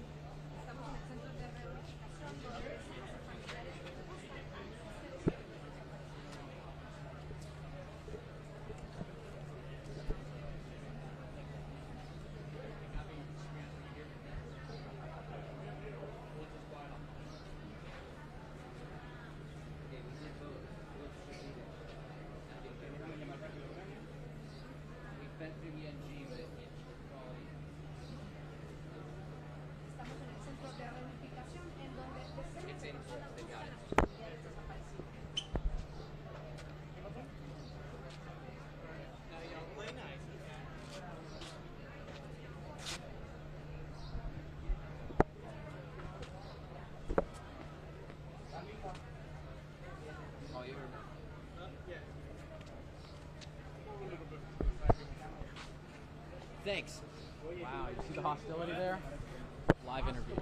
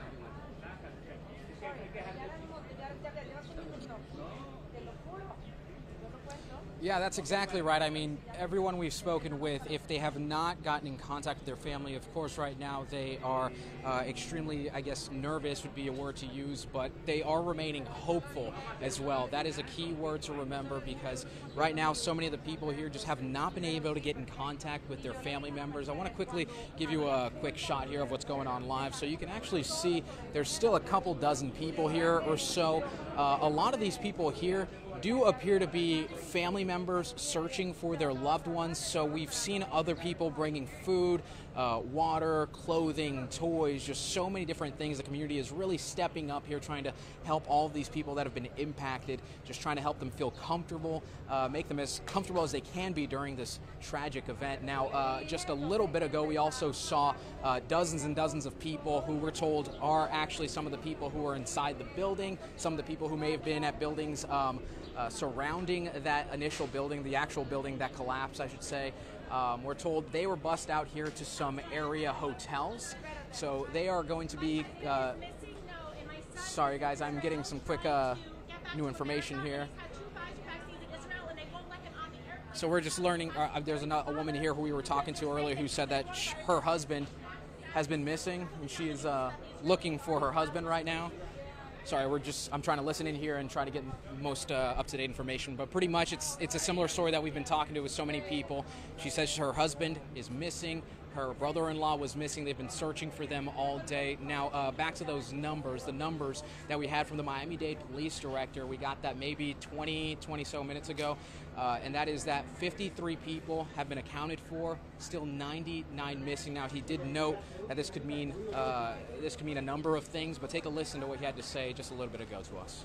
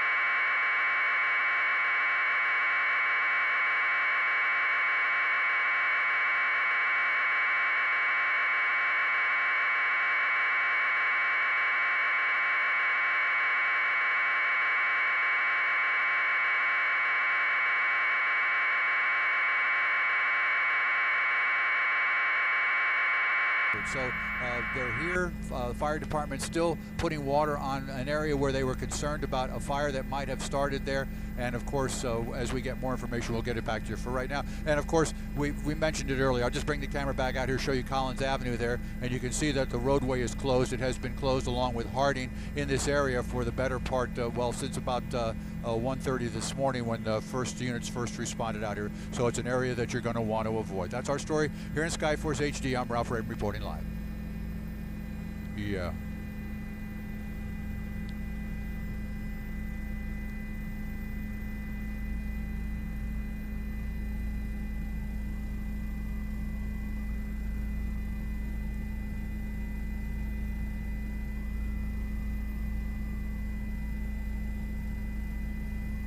Okay. Oh. Yeah. That's the way it works. If you want to go ahead and go a little east now, try to stay as tight as we are to the building.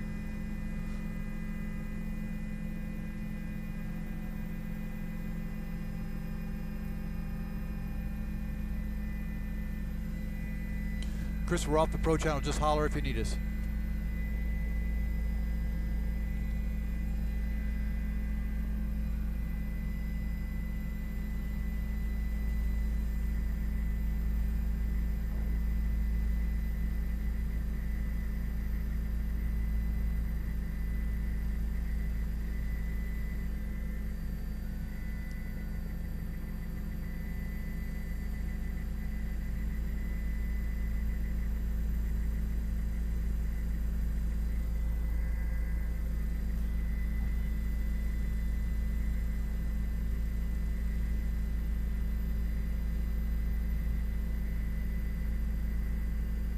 Yeah, right in here is good.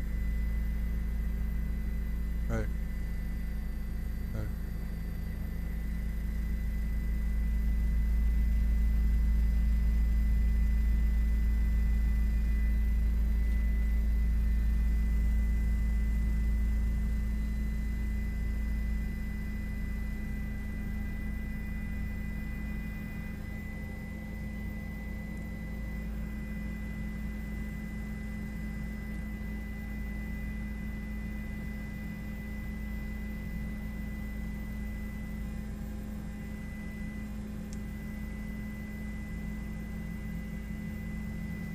The whole pool deck came down. Look at that. Wow.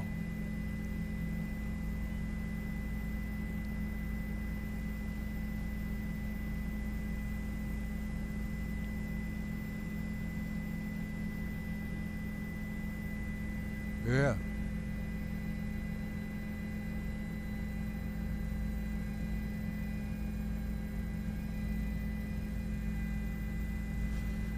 Are you comfortable doing an orbit around the whole thing?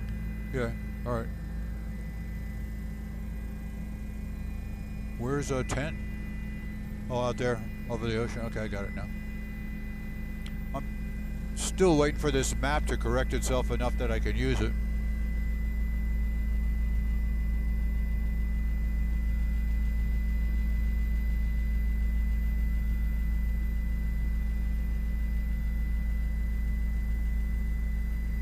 Yeah.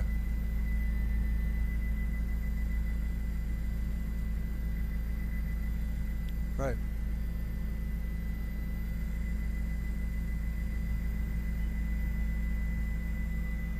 Okay. Yeah, you keep going. Just you keep going. Okay, gotcha. Gotcha. I'm with you.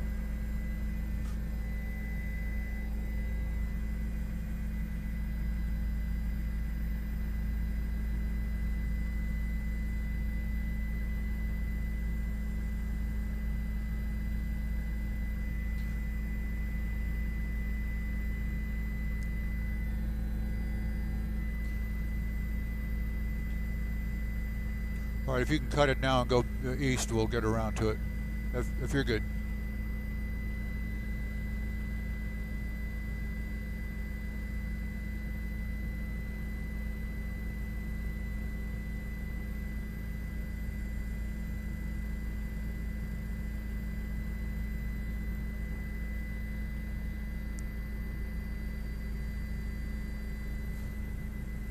Yeah, as soon as we're clear of this part of the building, right here, even if we're just right over it, looking down back at it, right in here is good. Okay, here we go.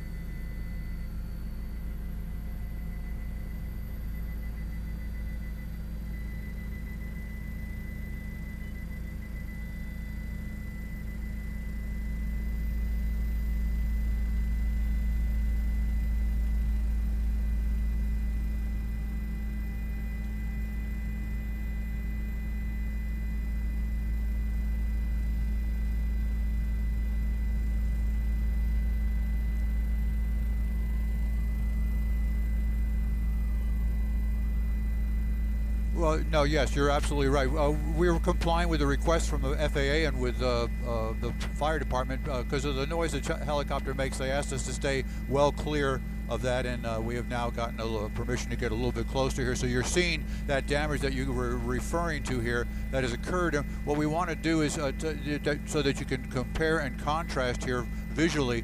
If you look at the lower part of the screen there, you see the what's existing, what's still left of the condominium there on what would be the south side. And let me see if I can just show you. This is where it's still standing right here. If you can imagine now that same area existed over here. So that's the amount of material and construction pieces that came down when this side of the building over there collapsed. So you've got all of that debris that now stands over to the east. It fell to the east here, and back from there to where you've got this area here. That's like 140 feet, 150 feet. Let me see. It's probably even a little bit farther over here to the pool deck. Now, earlier we could not see all of that because of the distance that we were away, and other things that we couldn't see at the time were the pool deck itself. I don't know if you're going to be able to see it from the angle because we've kind of come around to the other side, but the entire pool deck where the jacuzzi is and where the hot tub is right here, this is all collapsed too. It's dropped about 6 to 8 feet right here,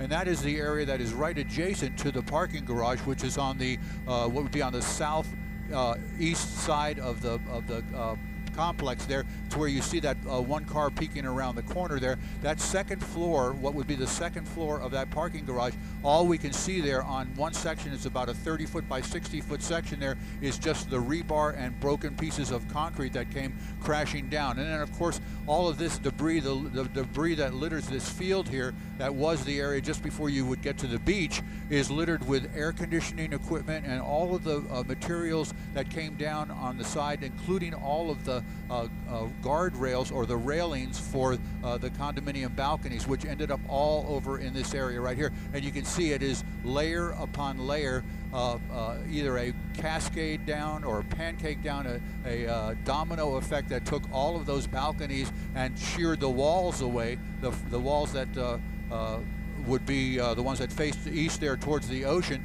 They all came crashing down, and then what you can see, what's left here on the side of the building is staggering. It's just absolutely staggering. At one point, I remember earlier we had, you can see there's a bed frame right there in the center of the screen right there, and then a little bit higher up there's a bunk bed, I believe, right in this area that is just barely hanging on to what's left of what was the balcony and that floor there.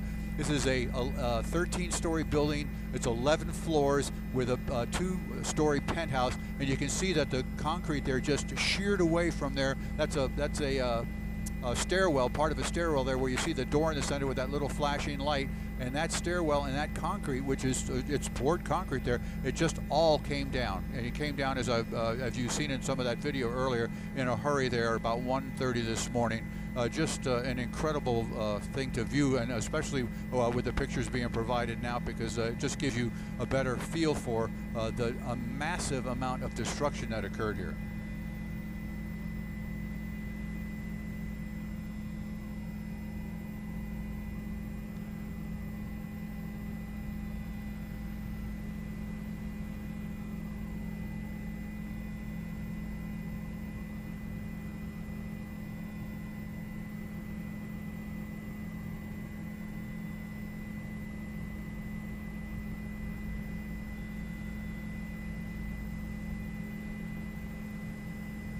Okay.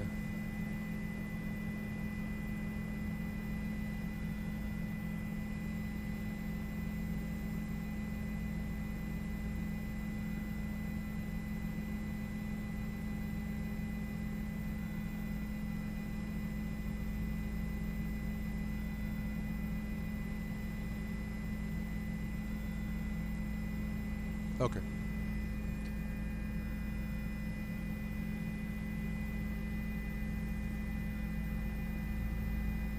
All right, we can continue on around if you want to do that. Yeah. Oh, yeah.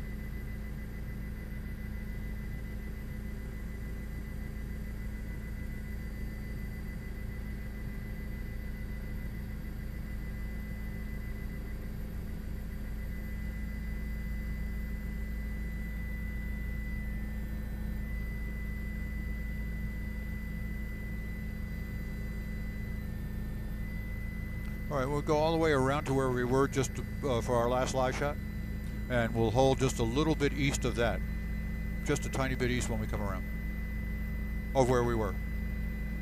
So we've kind of shooting just back a little bit, but we're high enough now I don't have to worry about the skids.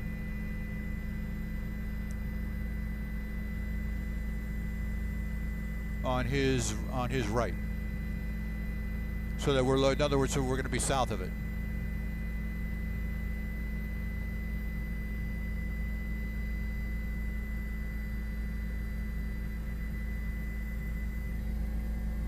I'm looking.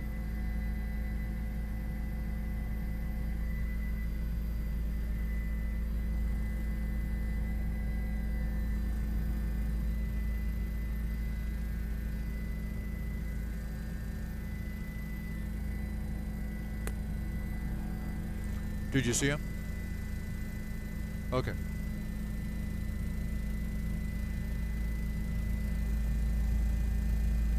I want to be south of the building where we were, where we did the live shot from.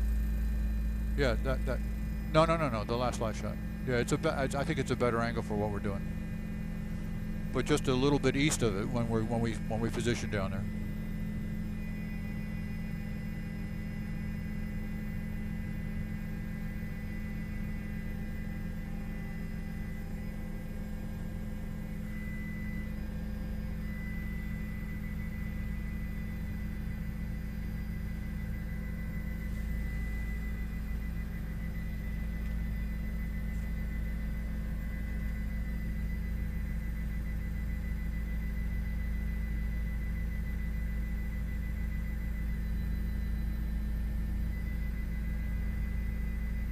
Okay.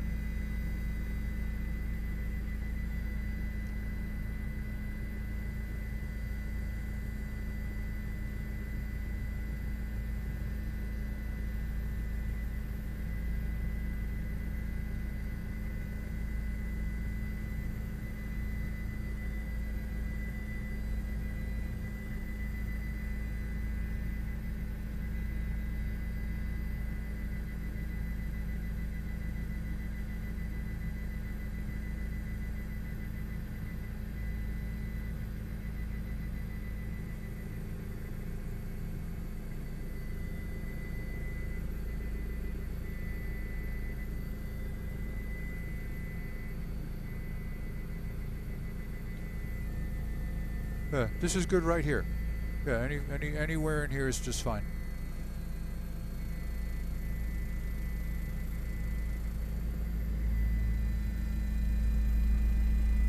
You okay? All right. Here.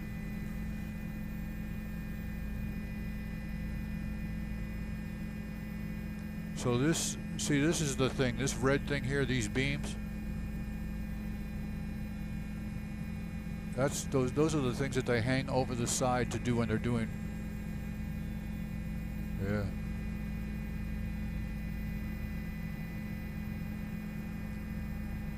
There you go. There you go.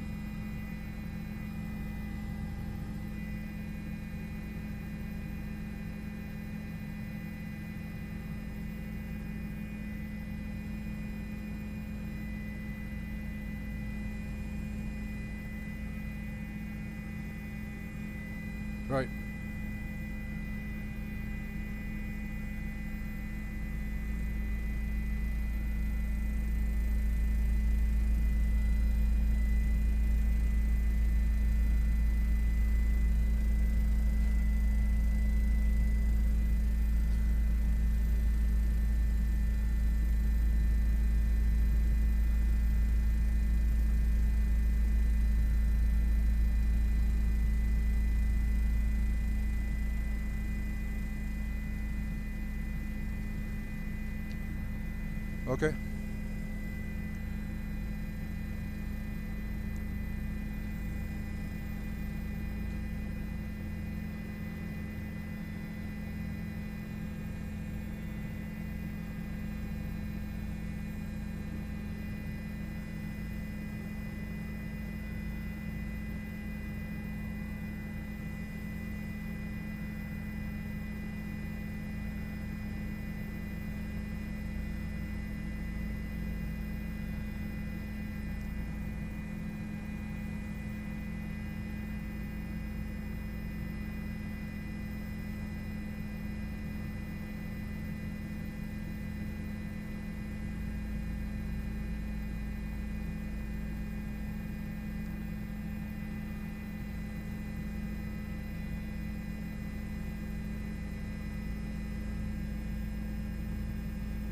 Well, Belkis and Craig, as we watch this activity down here where they were trying to extinguish a fire, what they've done now is they've cut off the water streams so that they can assess if this fire is going to continue to burn. It's still difficult for them to access because the area where the fire is burning is an area that has collapsed inside the building. What we want to do here very quickly here is show you, I'm going to bring the camera out a little bit, and then we're going to go ahead and just for a moment here, we're going to superimpose a map that shows you the shape of the structure of that building right there. There you can see Collins Avenue, and you can see what it looked like on a Google map just a little bit earlier today or early this morning. Then we'll bring the camera back out here and show you. There it is right in there. So that's the area that has come down to give you a size of the scope and breadth of what has occurred here. So while they continue to put or keep an eye on this fire, it is limiting their ability to do the search and rescue portion. So what they'll do now is they'll stop, we're just giving you the real-time report here. They'll just wait now and see where they see the smoke emanating from, and they'll try to get water to that direct area right there. Then they'll stop again and they'll do another assessment, and it will not be until they've determined that they have the fire extinguished enough for the safety of the firefighters and the first responders, the search and rescue guys, all those people that are involved in this massive undertaking now to continue the search and rescue effort at this catastrophic event.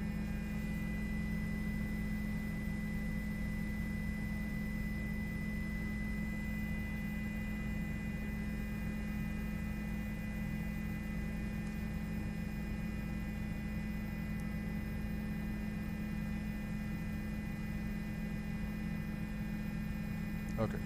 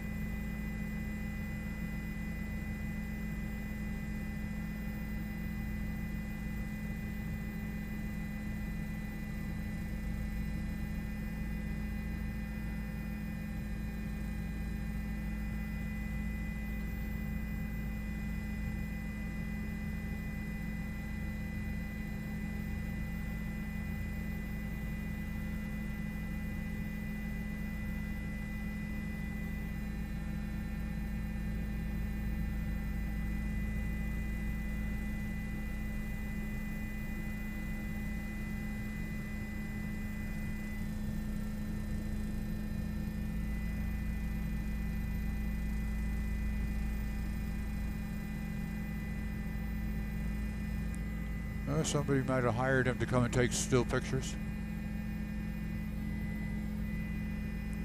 Okay.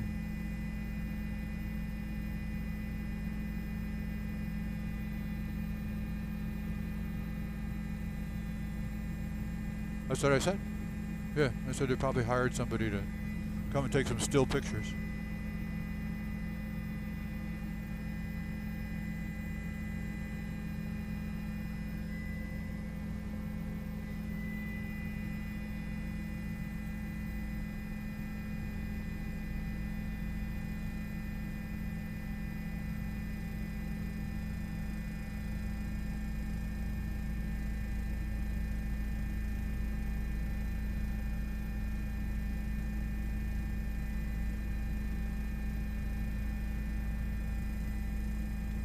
Okay, back with you.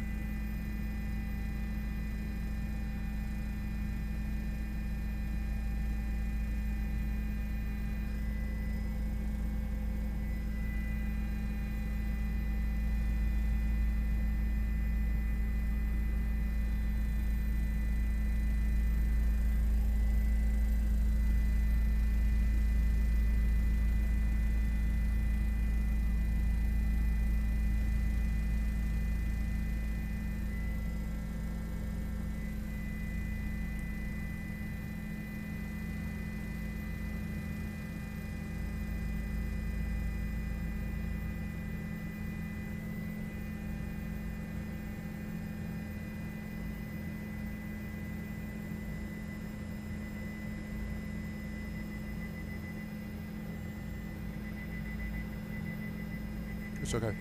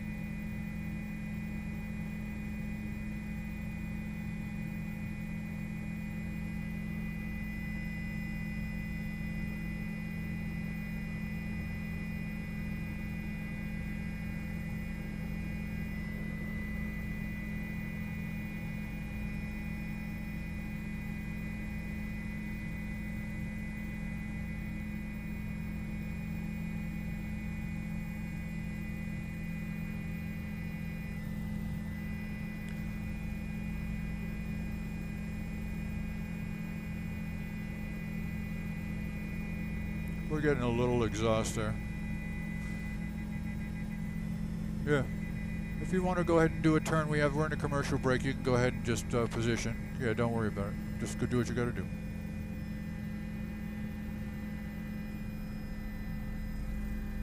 Okay.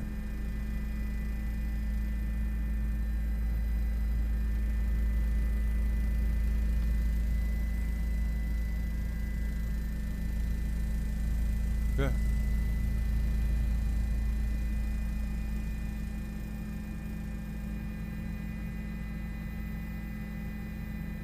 So far, so good.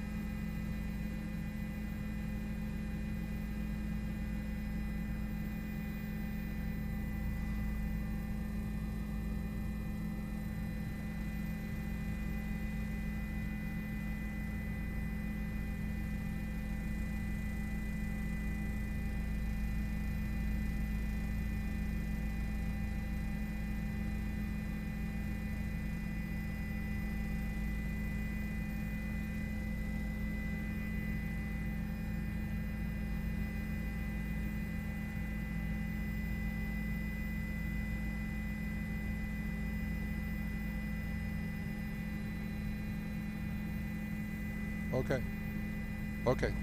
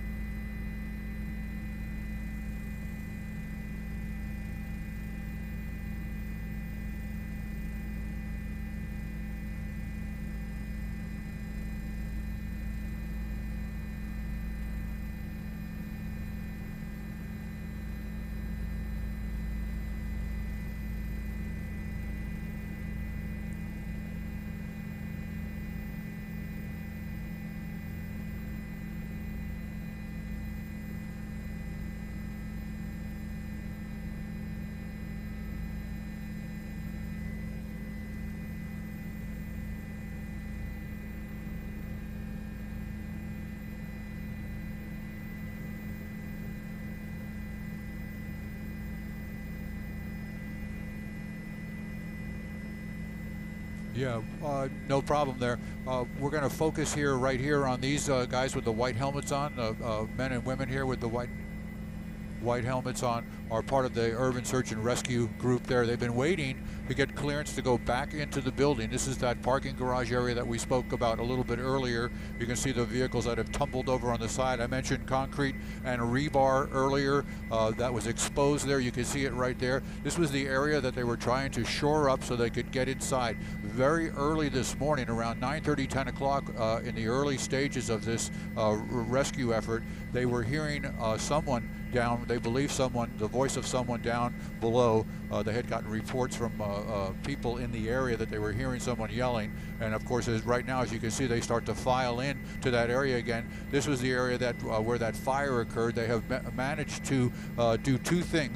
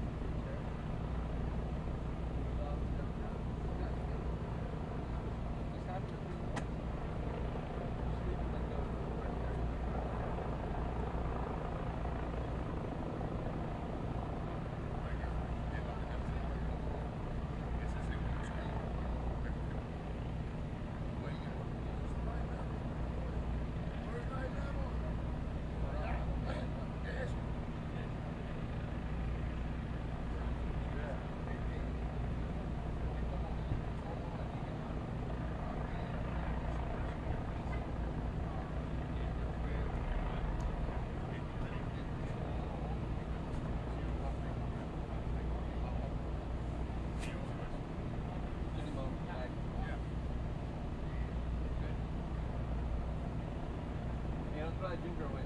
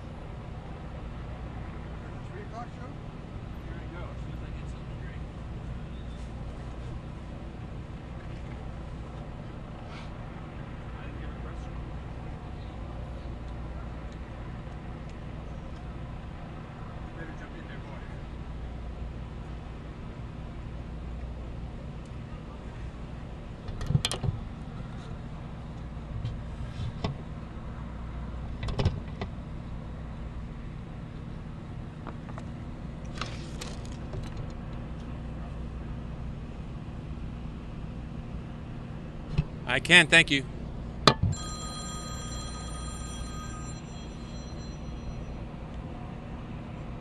Hello. Hello.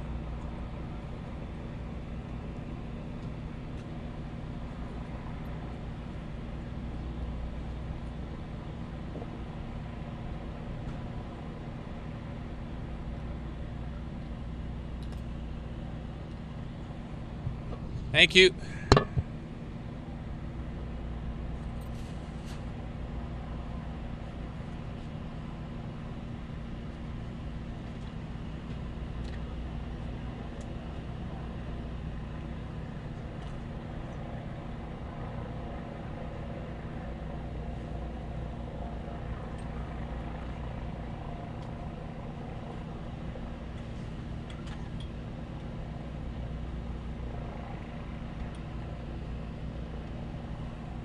I am, thank you.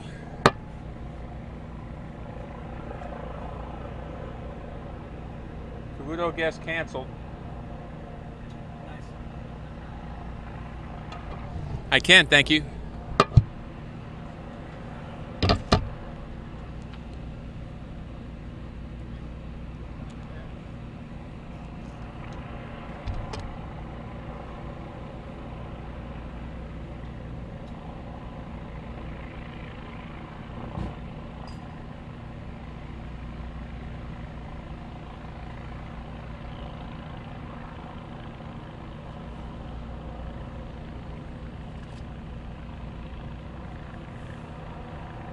Yes, thank you.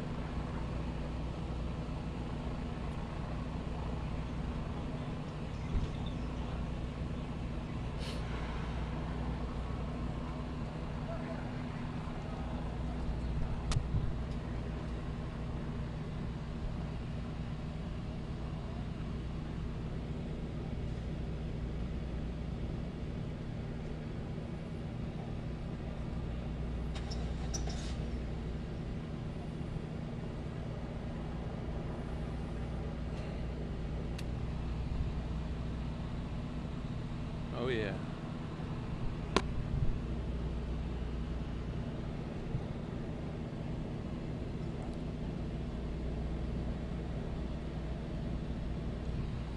Is that relatively clean?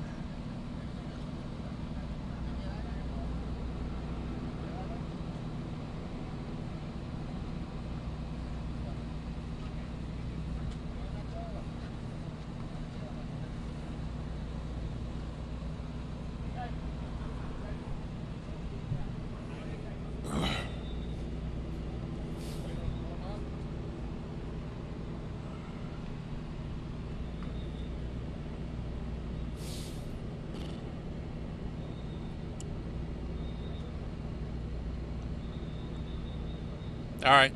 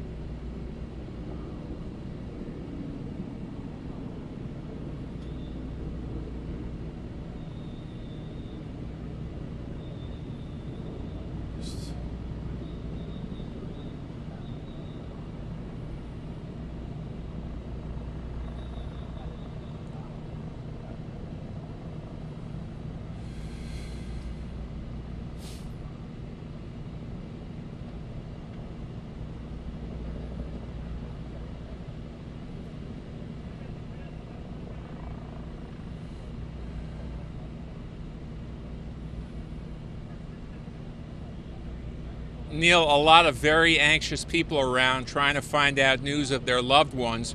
The number of people who are missing unaccounted for has risen throughout the day, up to about 99 right now. That's from Miami-Dade Police Department. That number could go even higher. We're looking at basically 3 stories high of concrete rubble, more than 50 apartment units simply destroyed. There are stories of people saying, I opened my door and my neighbor's apartment was gone. People really struggling throughout the night to get out of there. And the governor of Florida says it is still very much a search and rescue operation. Here's Governor DeSantis.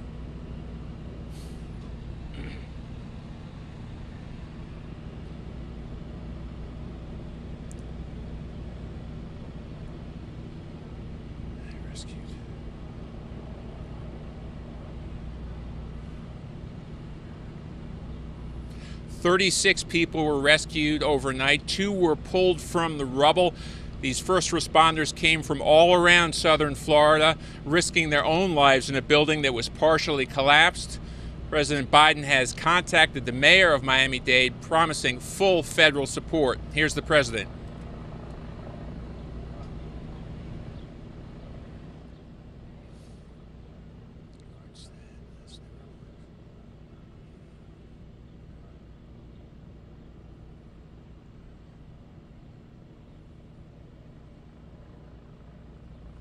We have gotten reports that the sniffer dogs have found indications of life under the surface, so the digging and the hope here will continue. Neil, back to you.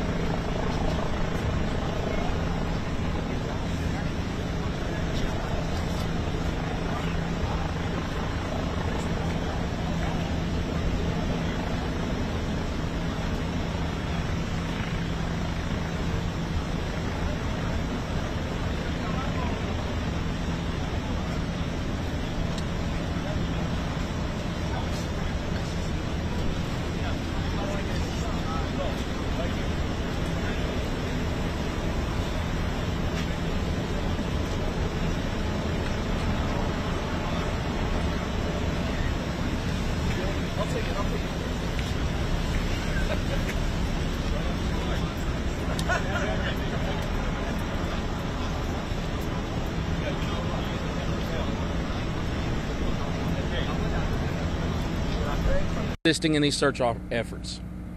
Numerous specialized search and rescue groups with numerous canine teams have been represented from each of these agencies. To date, we have covered over 4.6 square miles, with that being over 3,000 acres being searched since Tuesday night when she was reported missing. The rugged mountainous terrain continues to cause problems. This has slowed search operations down in these areas, but please be rest assured, while incurring these conditions, we are still searching with an aggressive approach with extreme attention to detail. These terrains and conditions have exhausted crews both physically and mentally. We are still utilizing local and regional resources, but have had to call upon and utilize resources from Middle and West Tennessee, along with out-of-state resources, to bring a fresh set of eyes and rested bodies into the search operations. Search efforts will continue on a more specialized team basis throughout the rest of the week. Just because you may not see us in such a large presence, once again, rest assured, we are still out here searching for summer whales. We will continue to work with the Hawkins County Sheriff's Department, TBI, and FBI until we find summer whales. As mentioned before,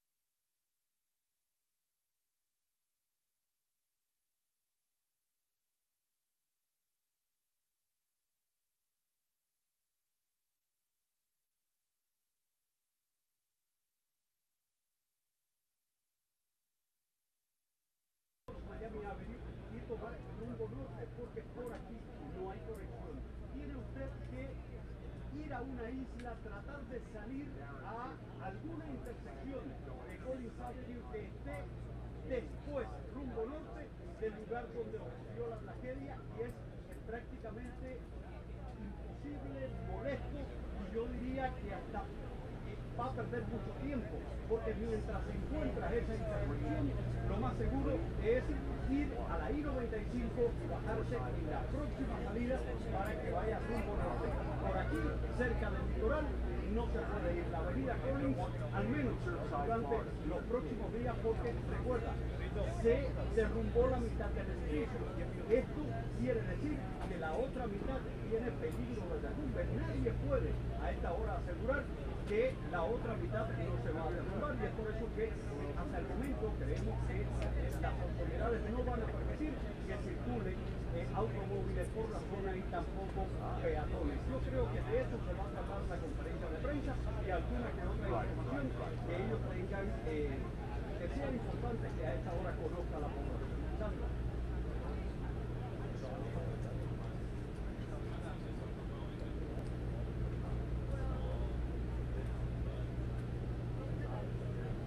Definitivamente, porque además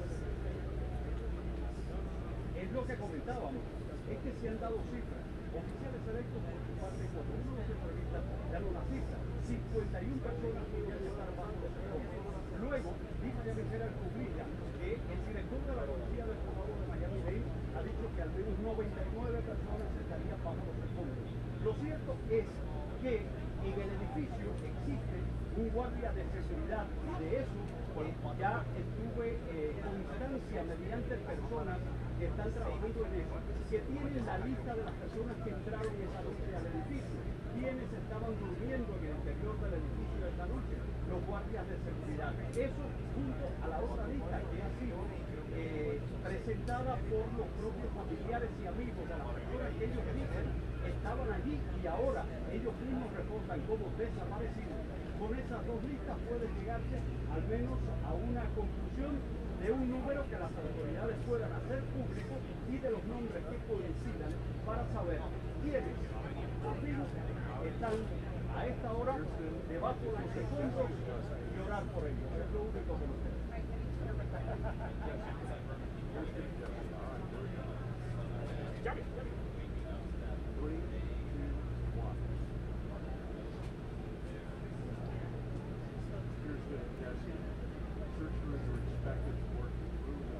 Gracias a ti, Sandra.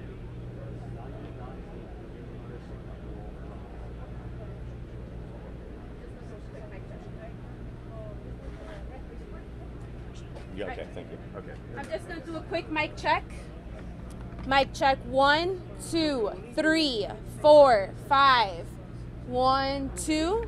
Everybody good? Are you guys starting? Everybody good? We're starting soon. We're starting soon. ETA? Soon is what I was told. They should be walking over soon.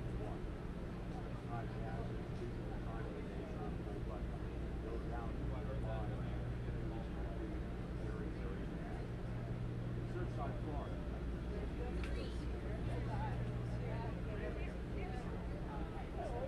Okay.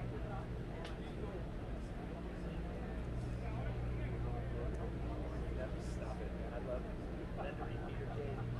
I'm here.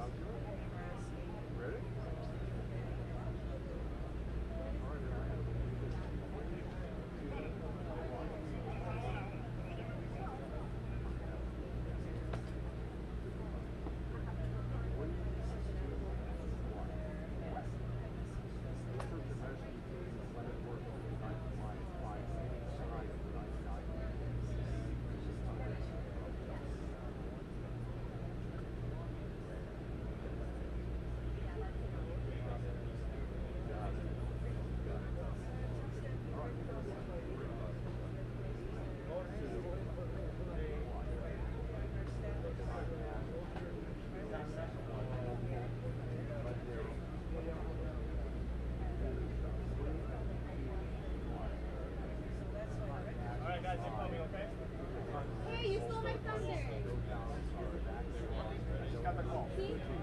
I see all the bad news and he says all the good news. Make it right. They are walking over. Hey, they're starting to walk. I see them, I see them.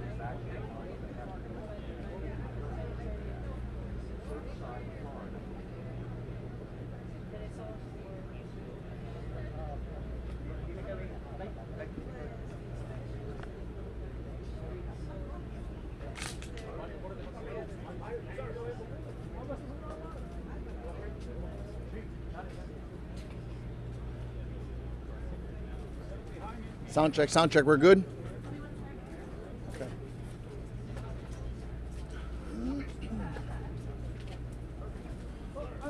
We're going to hold questions the same thing, hold questions towards the end, please. Bueno, ya están llegando los oficiales electos, incluyendo a la alcaldesa del condado de Miami-Dade, Daniela Levin Cava, quien junto a otros oficiales electos está el comisionado José Papeles, también el jefe de la policía del condado de Miami-Dade, para ofrecer detalles de lo más reciente de esta tragedia que ha enlutado a toda la comunidad y por supuesto detalles que queremos conocer en vivo. Álvaro Zabaleta, el vocero de la policía del condado, organizando la conferencia de prensa para tratar de una forma u otra que sea fluida en la conversación y dar los turnos de quién va a hablar primero. Se ha hecho de forma bastante, extremadamente. Ya va a empezar. Good afternoon, folks, and thank you for your patience. You know, this is an ongoing, evolving situation. We're going to open it up with the Honorable Daniela Levin Cava, the Mayor of Miami-Dade County. Thank you. So it's been over 12 hours. We're at about 15 hours since this tragic, devastating emergency. And our people are working around the clock. Our fire rescue team leaving no stone unturned. And we're working with the families on reunification as well as those that were dislocated in the neighboring buildings. And I want to give you a top number, very encouraging. 102 people have been accounted for. That's double what we were able to report last time. So 102 people from the towers, their locations are known and they are safe. We still have at least 99 who are unaccounted for. And right now at our Family Reunification Center up at the Surfside Community Center, the families are being briefed so that they know which are the ones that are accounted for. So they've been seeking that information, and for those family members of 102, we've been able to provide some good news. For anybody who has information or seeking information, we urge you to use our hotline 305-614-1819, 305-614-1819. We also have assembled a tremendous support system.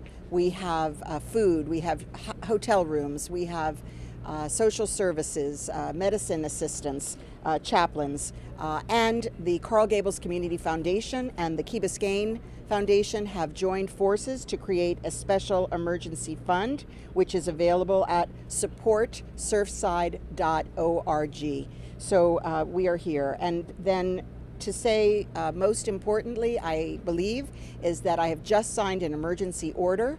The governor has on his desk his emergency order, and with that, we will get the support from the federal agency FEMA. The president has pledged that support, and so shortly these orders will go forward, and we will be able to bring, in addition, FEMA federal assistance to this site and to the families who are suffering.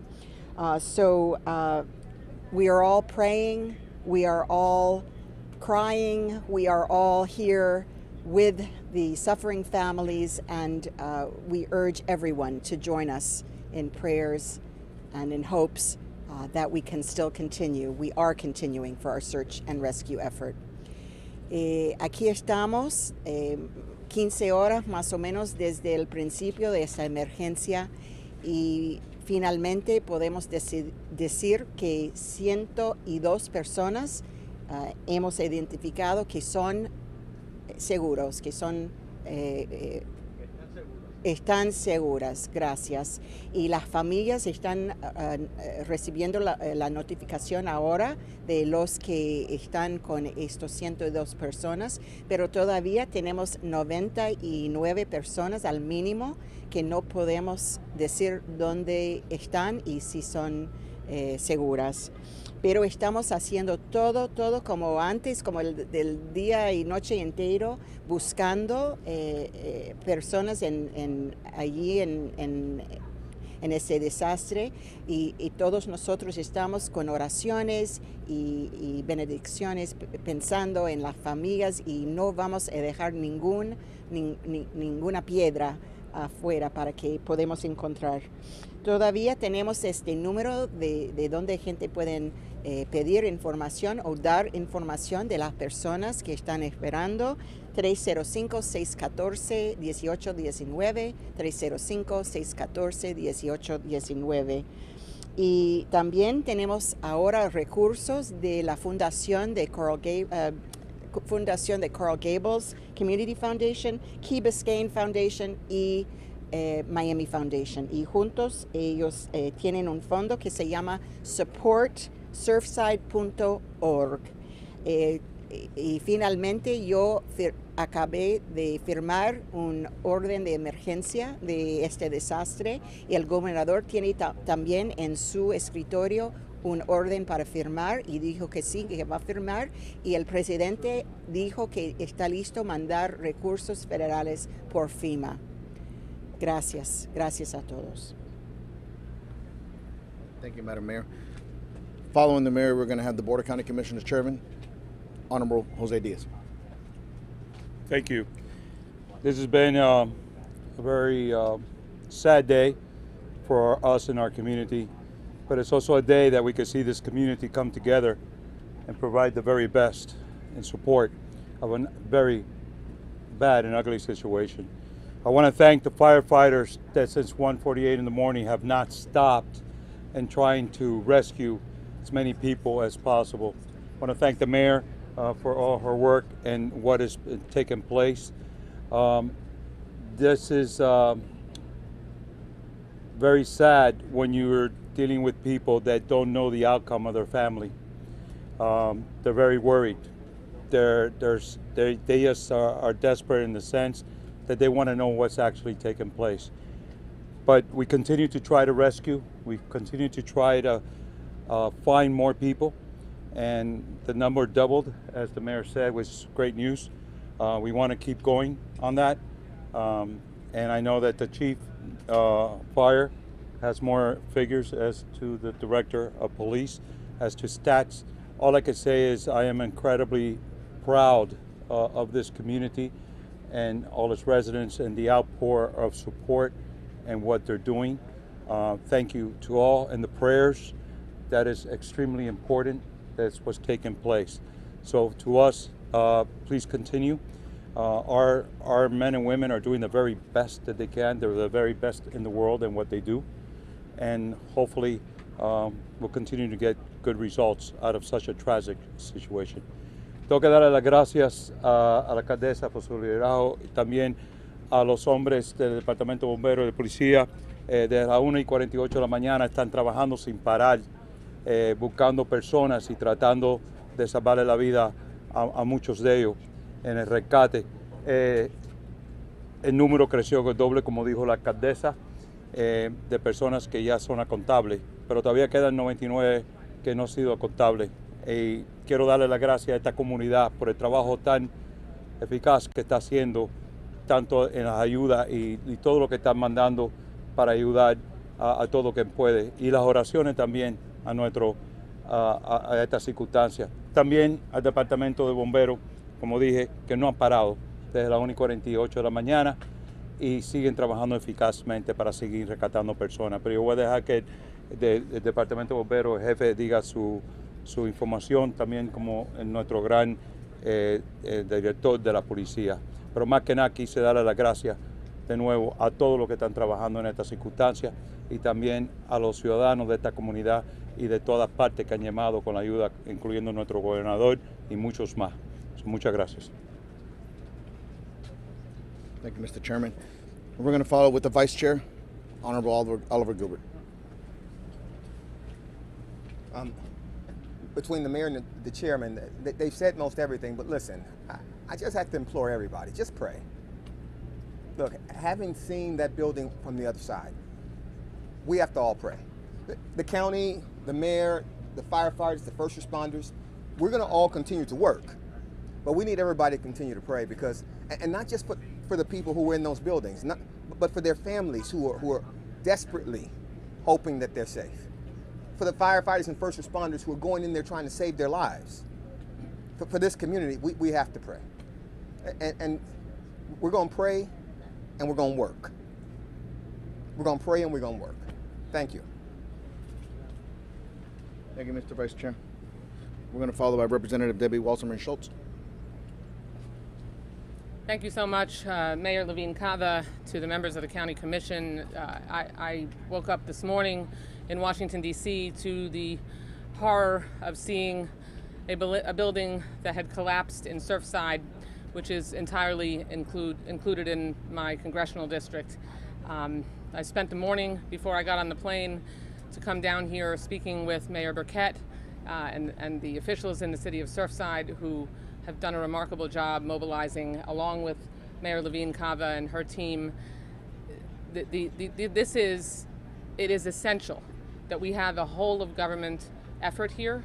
And so making sure, my responsibility as the member of Congress that represents this community is to make sure that we can have there be no daylight between the federal, state, and local governments, and ensuring that we have the assistance of the federal government to make sure that our community has the resources they need to make sure that not only the unexpected, unanticipated expenses that come with this kind of disaster are accounted for, but also there'll be need for federal housing assistance that only comes with a disaster declaration that we've been working with the White House since this morning to make sure is declared.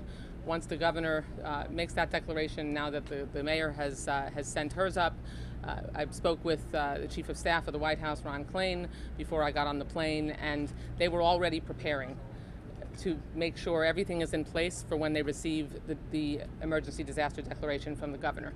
So everyone is ready. It's all hands on deck.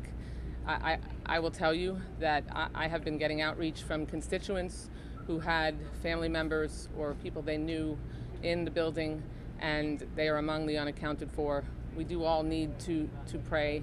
I just had a chance to view the site up close, and I mean, the humanity that you see, the daily lives, the evidence of just people living their daily lives, and that everything evaporated in an instant. It's enormously devastating, and so we really need to make sure, and we will. And I'm thankful that President Biden made it very clear that they are prepared to mobilize everything that this community needs, and I'll be working with my fellow elected officials to ensure that. So please know that this entire day, since the news of this tragedy began, we have all been working very closely, and we'll keep this community close and everyone in our prayers. Thank you so much. Thank you, ma'am. We're going to follow up with the Assistant Chief of Operations, Ray Jadala, followed by Public Information Officer Erica Benitez in Spanish. Good afternoon. So since the last press conference at 6 a.m. this morning, we shifted our operations from the inside of the building to underneath the rubble. We conducted an assessment, sonar and search cams on the top of the rubble. Sonar is those listening devices. We also utilized canine dogs for the top of the rubble early in the search phase. What we've determined was that all the resources needed to shift underneath the rubble. There's a parking garage that's beneath the building that's given us better access to gain basically tunnelways to these different floors. All the resources have continued to basically shift approximately approximately 60 to 70 firefighters at a time, coupled with our urban search and rescue team underneath the parking garage. Again, that's what we found was on top of the rubble area. We're unable to locate any voids, any areas that we could actually operate to start conducting these searches. This process is slow and methodical. You see that every time there's a shift in the rubble, we have additional rubble that shifts on us. If we make a cut and there's a shift with additional boulders, what we end up finding is what we just encountered, a small fire.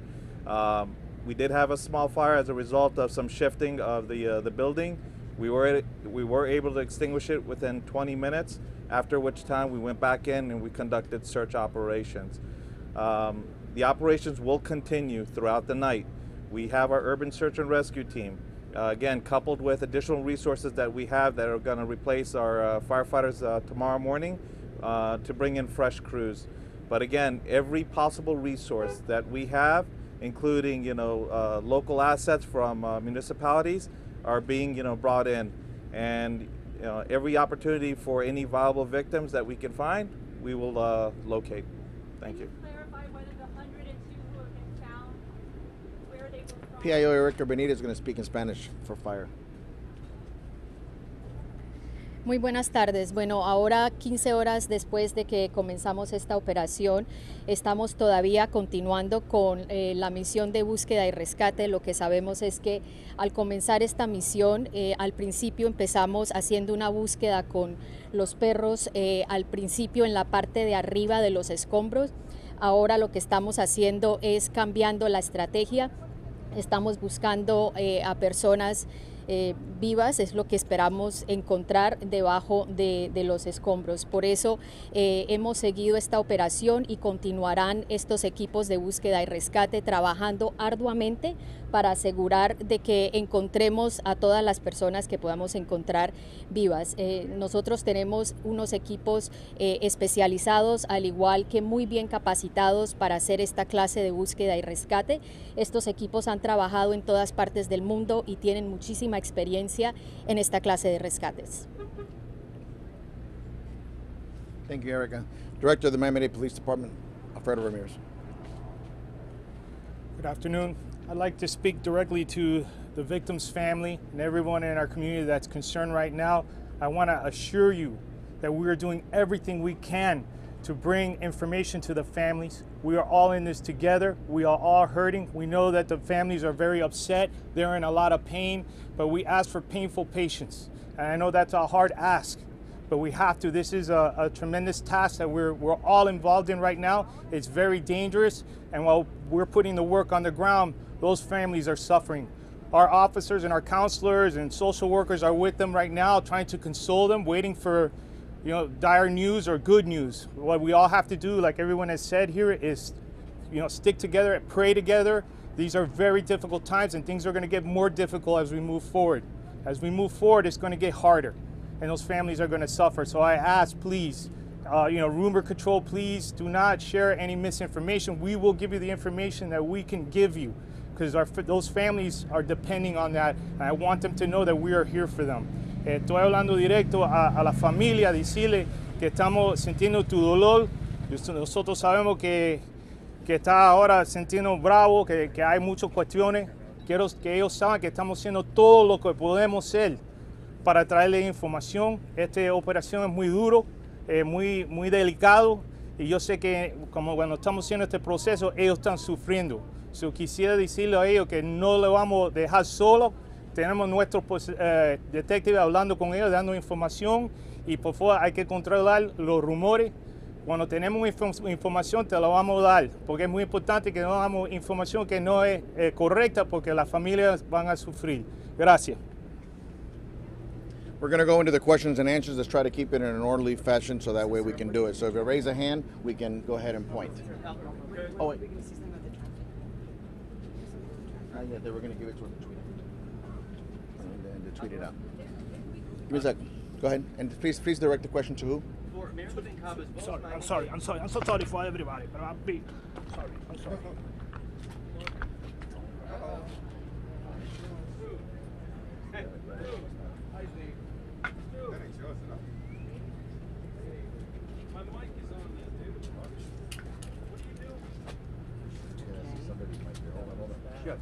okay. We won't go without you.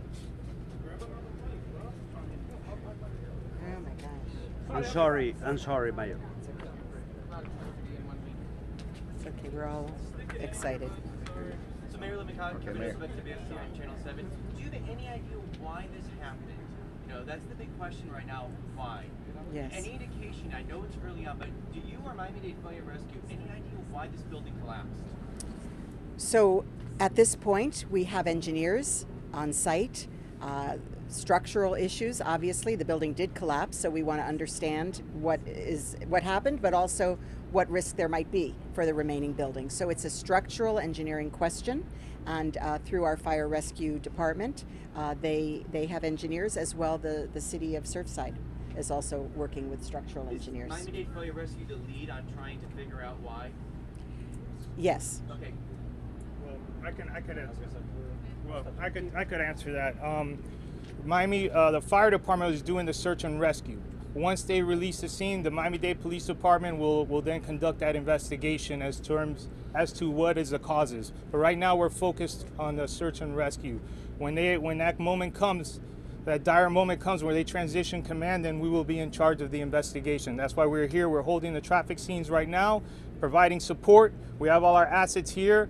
And once that transition comes, we'll be part of that investigation. Our homicide detectives will be doing a death investigation with other partners, and it'll be very similar to the FIU Bridge tragedy. So even though it will be a structural engineering issue, it will be Miami-Dade Police taking the There'll lead be on other this? assets that'll be coming once they stop the search and rescue component.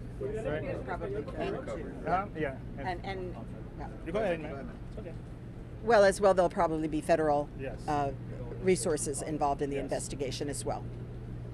Next question. Brief question, and this is probably for fire rescue. If you don't mind, just for people watching, so we can be clear, the 102 people who have been accounted for at this time, not necessarily from the collapse, just rather the structure in its entirety, people who were evacuated from the building, that's a question. And then regarding the search efforts under the rubble, can you speak at all to whether anyone has been located in that? We've heard reports of people hearing sounds, trying to locate individuals. Can you speak to what you may have found at this point? All right, so to echo the mayor's numbers, so in combination to our numbers this morning, so we had 35 victims that were pulled from the structure by fire rescue. This is an additional 2 victims that were pulled from the rubble. Now we had a total of 11 patients that were treated. Of those 11, now we're up to 4 patients that have been transported. Now we have been getting what we call, again, sonar, sound devices that we're getting from inside the rubble in various areas. And again, it is a very slow and methodical process because every time we start breaching parts of the structure, we do get debris that falls on us. In regards to the structural engineer, we do have structural engineers that are embedded with Miami-Dade Fire Rescue to prevent the building from collapsing on our firefighters as we continue with this search and rescue phase. Again, since 1:48 a.m., Miami-Dade Fire Rescue has not stopped. Again, the optics may seem that there's nothing going on top, but all operations, I cannot emphasize enough, all operations are occurring underneath the rubble. They're occurring underneath the parking garage where we have teams of firefighters constantly as they continue to making cuts, breaches, and placing sonar devices, search cams to locate victims. As we make one hole, we access a floor, we continue to the various areas. But to answer the question, we did receive sounds, not necessarily people talking, but sounds, what sounds like people banging, well, not people, but sounds of a possibility of a banging. Short of that, we haven't heard any voices coming from the pile. AP? We got one associated question. Yeah, to clarify, there was a report around 4:15 or so saying that 2 people had been pulled, or 2 or some number had been pulled from the wreckage this afternoon. That was an incorrect report. That's correct. Correct. The only numbers that we have for patients that were removed from the actual structure or rubble is the 35 and 2. So a total of 37 have been pulled from the structure itself. New York Times, is there any concern associated with the stability of the building at this point? Situations of this nature where there's an emergency, there's been a catastrophic occurrence with a structure. there's always going to be a concern. But again, we do have structural engineers that are embedded with Miami-Dade firefighters. They assess the structure every hour. In addition to every hour, they conduct the assessments every time there's a weather shift. What we do is we just make sure that, again, we place seismic devices on the building to determine that any stress cracks, enlarge. From there, we also make sure that we don't have any shifting of the floors. Every time we make a breach underneath the ground, we do have some debris that rains down on the firefighters. And again, what we encountered was some shifting of the debris, and eventually we did have a small fire which was extinguished within 20 minutes. Over here, you're next.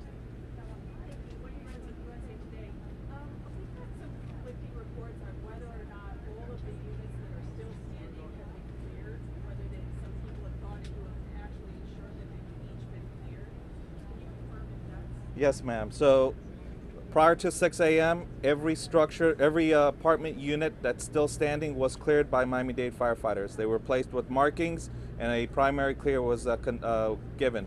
Again, we're referencing the actual building that's still standing with the apartments that were still intact. Sir? Oh, sorry. Kerry Sanders from NBC News.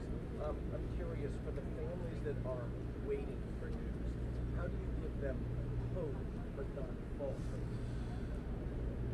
We understand, what they're going through, and every firefighter, is carrying that burden on their shoulders. They're trying to find these individuals, and as they continue with, making these breaches, making these tunnels, we're trying to locate these victims. But again, every possible resource that not just Miami-Dade County, but the municipalities around us, local, state, and federal, are being expanded to, to assist with this situation. Is there any indication that beach was sinking? We know there is this FIU researcher who says he's familiar with that building and that the beach was sinking. I have no information. I have no information on that. Okay. Sir? Do you have an update on fatality? Do you know what fatalities were? I'll defer that to Miami-Dade PD. As of right now, unfortunately, we have one fatality. That's what we account for right now. How about unaccounted? One. A man or woman? Unknown. I don't have that information. How many unaccounted for? It's 99 unaccounted for right now. One more question. At least. Sir.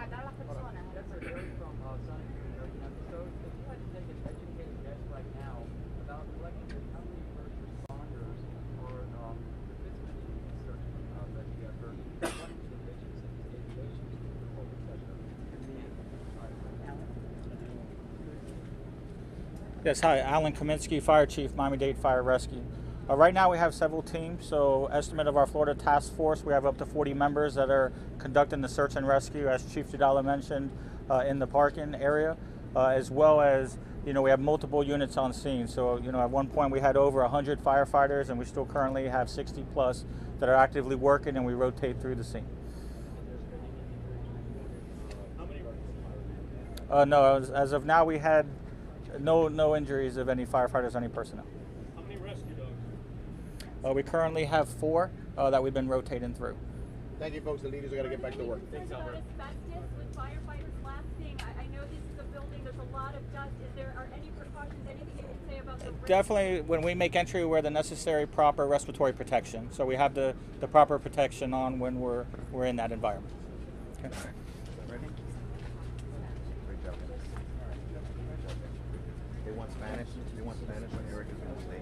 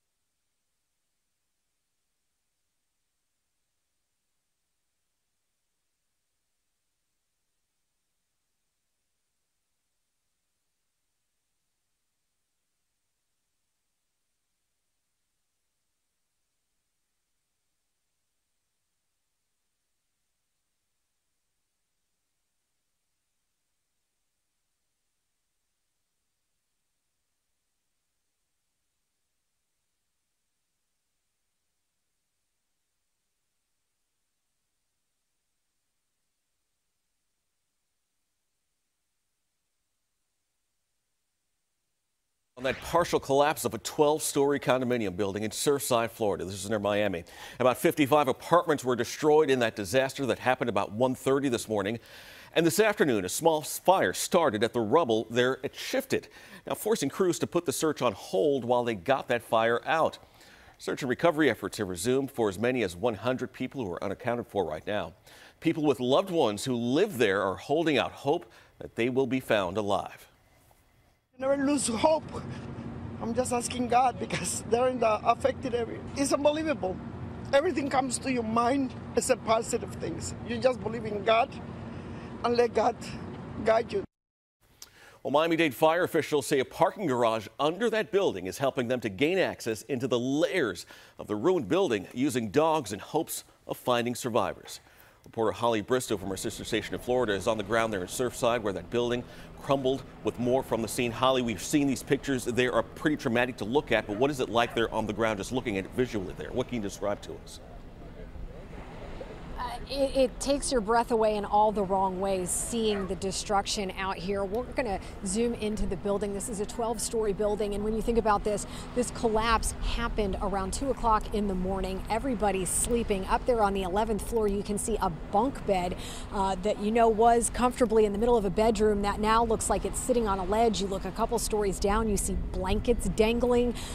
So just a very, very sobering scene out here, and very scary to think about, knowing that there are still 99 people that are unaccounted for, Andre. And possibly they are searching for those survivors with dogs. We saw the video of that a little earlier. Holly, you're on the beach side of this, which is pretty much accessible usually to everyone. Are they asking people to be quiet? I know they said they were using microphones and those dogs to search for any sounds, but what are you hearing about the search for survivors? We're far enough away that they're not asking us to be quiet here down on the beach, and obviously the ocean itself makes quite a bit of ambient noise out here. They did move crews out from being parallel to the building, so they've shut down the beach all the way down to the water as this search and rescue effort continue. We've seen them up there with dogs, as you mentioned, drones, sonar, you name it. They're pulling out everything they can to try to find any survivors, and even those who did not make it through this building collapse out here, Andre. And we know that there has been a reunification center set up for the families of loved ones and those folks who have survived, the 50-odd people who have survived this. What do we know about the gathering at that reunification center and the number of people that are there now? There are dozens of people that have been at that reunification center throughout the day, many of them crying. They've printed out pictures of their loved ones, showing their faces to anybody that they can possibly find to see if people have seen their loved ones. It's just a very sad situation there, where people are certainly hoping for the best and knowing that there may not be a happy ending here for their loved ones that are still unaccounted for, Andre. And Holly, knowing about this area here, growing up just a few minutes from this location, A1A that runs in front of this apartment building here, there's not that many areas, there's only really one road in and one road out of this area here. Have they shut down A1A to traffic while all the rescue crews are there searching the rubble? A1A is shut down for at least 5 or 6 blocks. As you're down A1A, you see nothing but police officers, fire trucks, rescue equipment, a very busy, very active scene on that side of the building as they come around and access the back side of the building, which is what collapsed. It was the northeast side of this building that collapsed. Holly Bristow on the scene where that building collapsed. We're going on 20 hours now, and the search for survivors continues. Possibly about 99 people who are unaccounted for, while those dogs and sonar equipment is brought in to search the rubble of that condominium for more survivors. Holly Bristow reporting live. Holly, thank you.